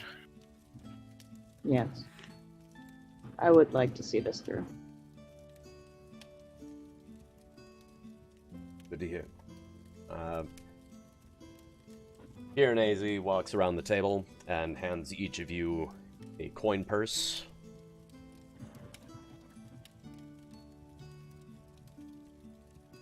Inside is all of the gold that had been mentioned. The 475. Yep, 475 gold. Nice.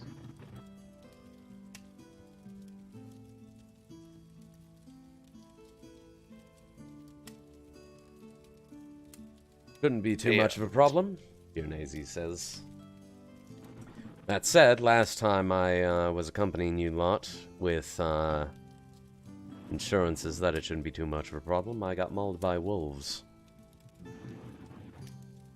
You said 475? Yeah. 475 gold ahead. Right. Well, I doubt there will be wolves in the city. Or just wolves in different clothing. Wolves in sheep's clothing. At a minimum, less likely to be mauled. Set on fire, stabbed, who knows? Yeah, it depends on the street you're on. Piranesi continues wrapping the box in a cloth, and then once it's all wrapped up, slings it around his shoulder and then ties it.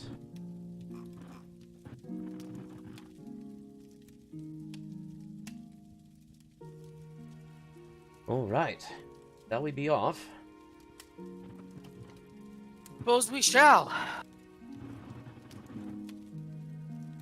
You guys return up on deck and see the quartermaster beginning to divvy out the gold for the rest of the crew. And you guys, plus Piranesi, pass along the gangplank the Ember Shard port.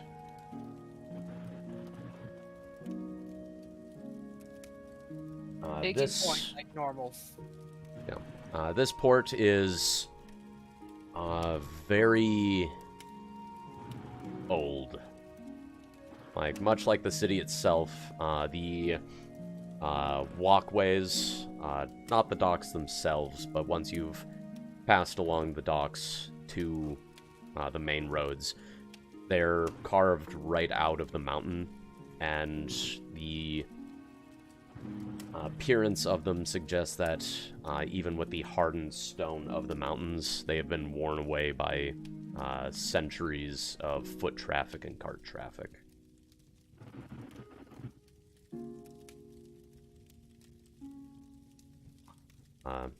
The road winds down onto the hilly green terrain out in front of the city. And you get a better feel of just how dense this area is. The suburbs sprawling out in front of it are a bit more sprawled, but looking up at the fortified city itself, you get a sense that everything was built up so that everything could be within these very thick walls. You see spires and all sorts of peaks of man-made construction poking up over top of the high stone walls. And the gatehouse that you pass to is a drawbridge extended down over a small chasm extending down a ways into the rock. A couple of guards approach, spy Piranesi, and then wave you guys in. Welcome to the oldest city on the ring. And he gestures outward as you enter the city proper, and you're greeted by color and exuberance. Streamers and canopies are draped across a number of buildings and between poles set up in the street. Vendors have been set up across a number of spots, and streamers and little... Is there a name for those ropes that have little triangular flags tied to them? Probably. Probably. It's got those, sort of Like a rope zigzagging that you among have the streets. pennants tied to. Kinda. Yeah, I mean, I know exactly what you're talking about, but Yeah, I have no things idea if you'd there's, see like, at a name for festival. those. Yeah, Yeah. they look cool blowing in the wind. Yeah. Very busy. And there's a lot of people.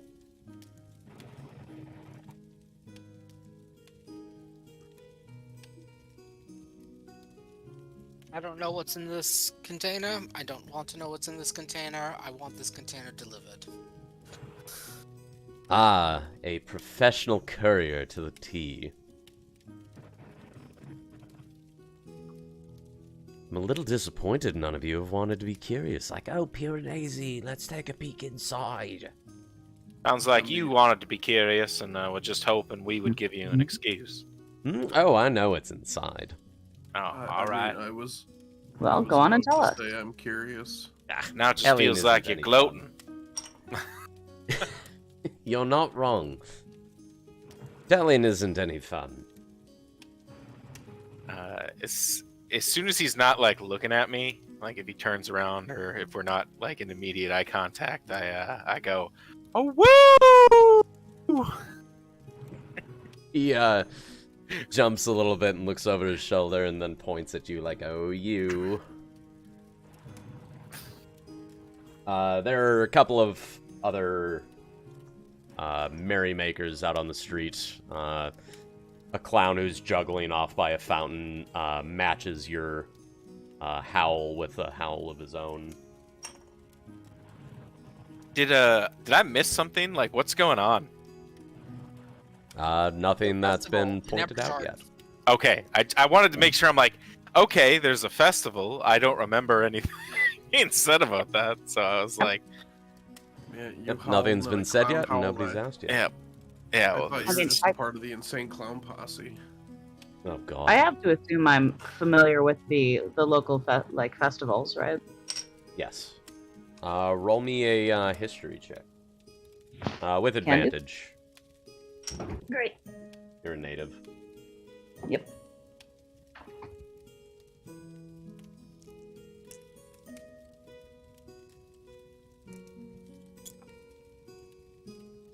All right, 17 both times, plus 3 is a dirty 20.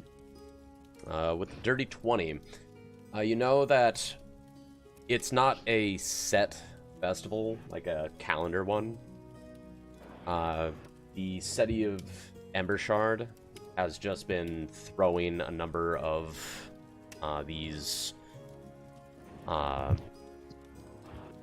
festival days more frequently in recent years. Just like As nothing. the old saying goes, to please the populace, give them bread and games. just a sort of celebration of existence. Something to that effect. All right. Should we expect crowding around the whole city, or is it more in particular areas? You would also be familiar that occasionally during these there will be a military parade where the Duchess enjoys marching her military down the main thoroughfares. Yeah. Having flashbacks to Final Fantasy VIII right now. Marston gets an icicle through the chest. God damn it. Roll initiative. I mean, I'm the cowboy. I'm supposed to be sniping.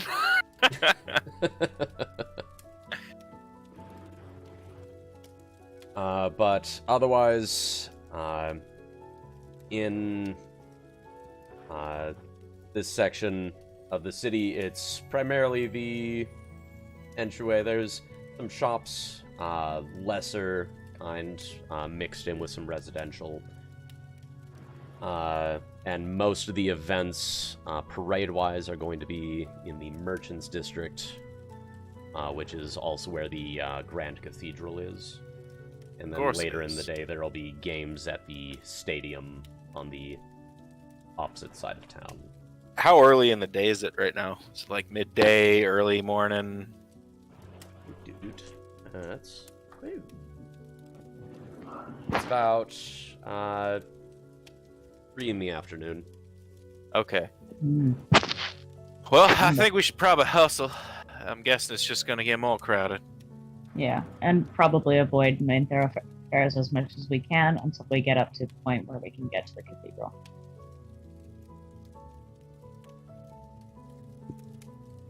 All right. This also means we get to pass by my shop.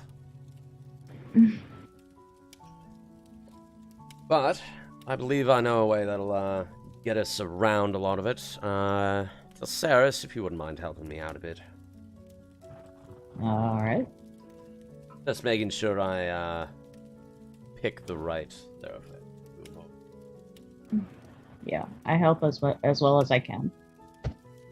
Well, Said, for you, Stephen, I think that Tell was kept pretty pretty well locked within the bower, and didn't actually get to explore much of the city as much as they would have loved to.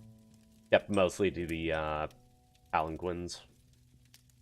Yeah, I think Jasmine, like, very much stuck in her family's estate and not really allowed to roam as much as she would have loved to.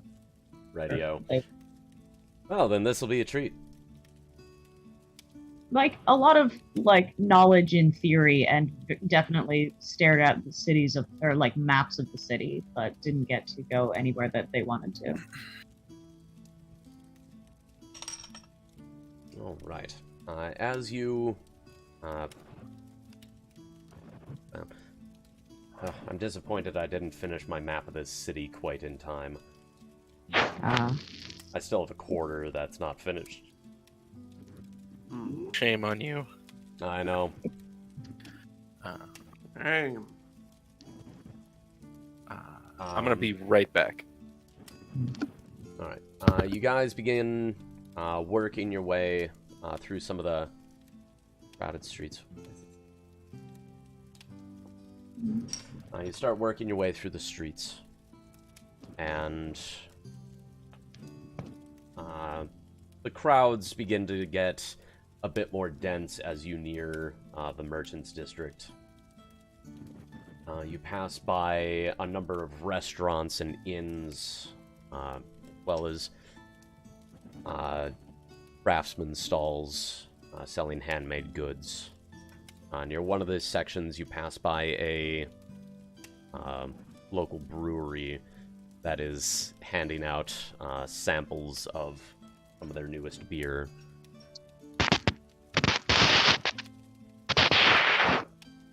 Goodness.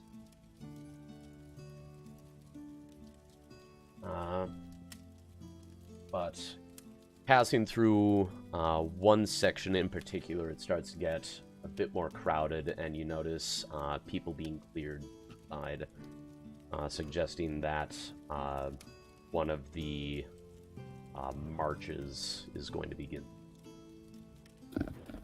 All right. Piranesi points to some side alleys. Like, if I'm not mistaken, this one leads towards I want to say a smithing area. Goes to an Outback Steakhouse. So we should be able to pass through. It doesn't really seem like an area that would draw too much attention during one of these festivals. Does that check out with my what knowledge I have? Roll me a d20 plus character level. Oh, okay.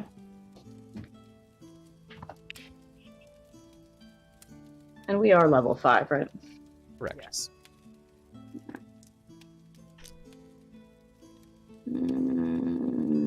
16. 16? Yeah, that tracks.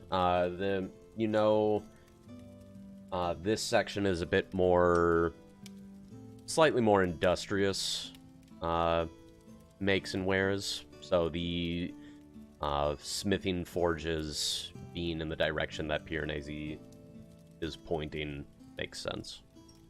Great. And it'll help you get around the main street.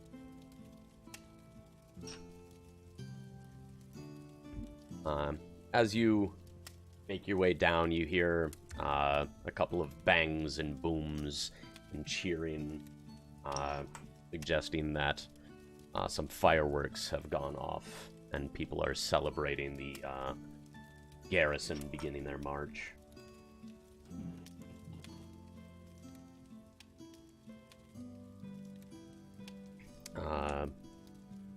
A bit further down the street, you notice that one of the blacksmith stalls has set up a number of kiosks, and the road through has been blocked.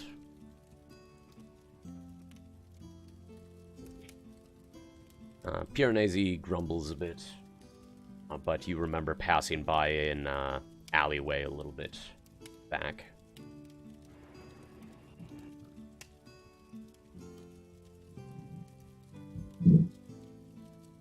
I growl uneasily at having to go through an alleyway. I mean, is that a contend with the parade? Alleyway it is. All right. It's a nice alley. The city itself is well maintained, and this district seems fairly well-to-do. Nobody's on it, but it's also fairly tidy.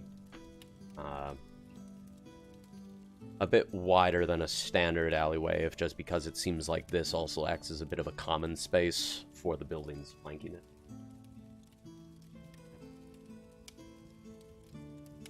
And you're about halfway down. You hear more bangs and booms and cheering from a few building rows over of the parade.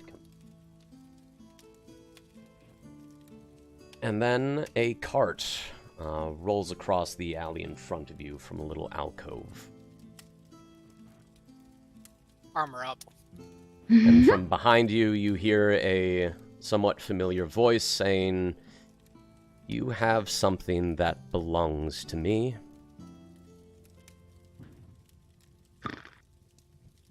All right, who is it? You turn around and see Solana. No, I was hoping to not have to see this bitch again. Do you guys know this one? I just look at her and I go, mid-boss. She cocks her head, and a number of other elves step out from shadowy alcoves. And we will all session here. I'm glad I wore my Sunday best. I forgot to mention I did put the mithril armor on this morning. I have it check marked on my character sheet. Nice. Because I read it wrong the whole time. Unarmored movement, it's you get bonus move speed if you're not wearing heavy armor. Medium armor is totally okay. So, yeah. I always just read it as you have armor on. Fuck your move speed. Yeah. Questions, comments, and concerns? Damn Just you, waiting for Piranesi to turn on us. is my question. That's a good question. As far as Piranesi goes, I like the running gag that he is the end boss. Secret end boss of both Dungeons and Dragons. Oh god, Piranesi's a dragon. D&D I and know. RD. All the curios he's collecting are for his horde.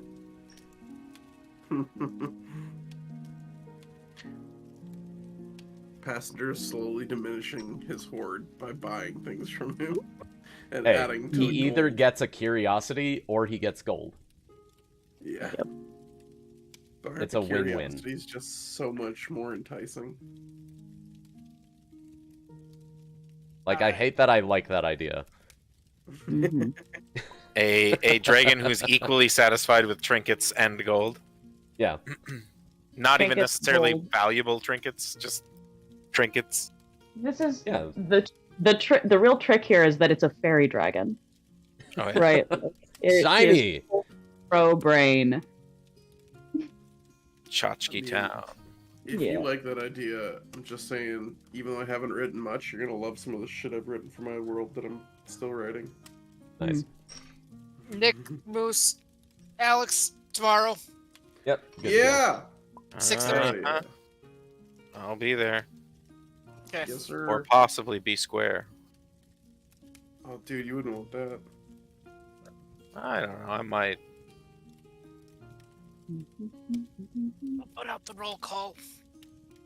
Just to be on this. Blah. I mean, honestly, you could probably just start asking Chip. Yeah. Yeah. He's the only other person involved here, so Yeah, I since know. you're able to ask us all at the same time the day before. You stop with your logic. I don't know. I mean, if people like sending reaction gifts, I guess I'm not gonna hold it against. I do, sir. I do. And since I didn't get to work it into the context image today, when I was playing around with the AI art, I had it do the Ember Sheer mountain range, but as a stained glass. Nice. Oh, nice. Very cool. Where'd you put it? Legit. Moose, what did you think of my idea for my item? Oh, liked it. Yeah, I liked all your guys' ideas. Sorry, Yeah. I was so wildly unhelpful as far as my idea. Like, I've got an idea for yours. Okay. Yeah, I was like, I wanted to find something that wasn't, because I'm like, I could just do cloak of protection, just Mhm. basic, just be less likely to die. Item. Yeah. Ain't nothing wrong with that. If you like your character, you wanna see him keep going. Yeah. But then I found something else that was similar, but basically is I'd never heard of this item, but it's essentially the question of like, do you want to be hit less often or be better at doing things? And I was like, yeah, I think be better at doing things fits Well, so all Marston of better. Tasha's guide has like one item specific to each spellcaster, Mhm. and so I'm asking for the +1 artificer item, which is the all-purpose tool. Uh-huh. Okay. It's a good one. Is that where like that warlock rod thing comes from? Warlock Rod, I think, is actually from the core rulebook. Oh, okay. Yeah, I'm pretty sure Pact Keeper, the Rod of the Yeah. Pact Keeper. Out of the Rod of Pact the Keeper. Pact Keeper. Yeah, I That's think the that's one. base rules. Okay. But like, there's one for artificer, there's one for sorcerer, there's one for cleric, there's one for druid. Like the Pact Keeper is the only one that was included in the core rules, and Tasha's just basically expanded it so that way there's one for each class. Okay. That's awesome because that item's busted. It's kind of like if you're a warlock and you don't get that item, you're just making your life harder. Mhm. All right, but that puts us at 350. So session is called here. Hope y'all had fun. I had a fun one. Yeah. It was it definitely went places I wasn't expecting. You're welcome. I'm looking forward to you guys finally being an Ember Shard. Is this like was this intended as like the next kind of staging point for the story? Well, you're gonna be here for a little bit, and it's Okay. where the story sort of picks up a little bit. Gotcha. I apologize if the couriers section drug on a little bit. I don't know. I thought it was fine. It was good. I enjoyed it. I was I like, mean, oh, I I think- could I think gloss it's a over good- a bunch of these, but where's the fun in doing like a courier thing if you just gloss over being a courier? Yeah, I think it actually works really good as like a mold for especially like early on in like an adventuring group where you're just kind of you have like a built-in we're just going places and doing things like, and so like you kind of can just keep moving around and experiencing events in like a way that feels really homogenous and Yeah, just kind of it makes sense. there is a and- reason for you to end up where you were going. Yep. Like, or if nothing Rob else, is just going. kind of keep we don't need to stick around in any particular place to solve some kind of greater mystery or whatever. We're just passing through and just kind of that's just caked into the job essentially. It's less like railroad tracks, more like city street signs. Go this way. Yeah. If you wanna. Because, like, you still have a destination, but what you do on the journey is still, fairly freeform. Hmm. Yeah. So yeah, like the early parts of the campaign are the bits that got me the most nervous. It's like, oh god, we're gonna drag it on. I think it was Well. fine. So I hope you guys are enjoying. Yeah. Yes. All right. On that note, I will part ways. See you guys in 2 weeks. Bye. Oh, Bye bye. Stream, thank you for tuning in. If you're watching the VOD, thank you for watching the VOD. Bye bye.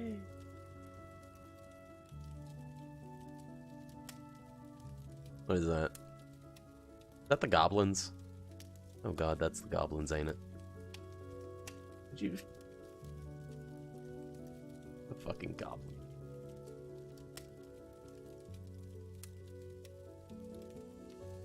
That is the goblin. What? Oh, Alex just shared the highlight from the goblin cave Oh, in my stream. that was a fun moment. It's the key video on my YouTube channel.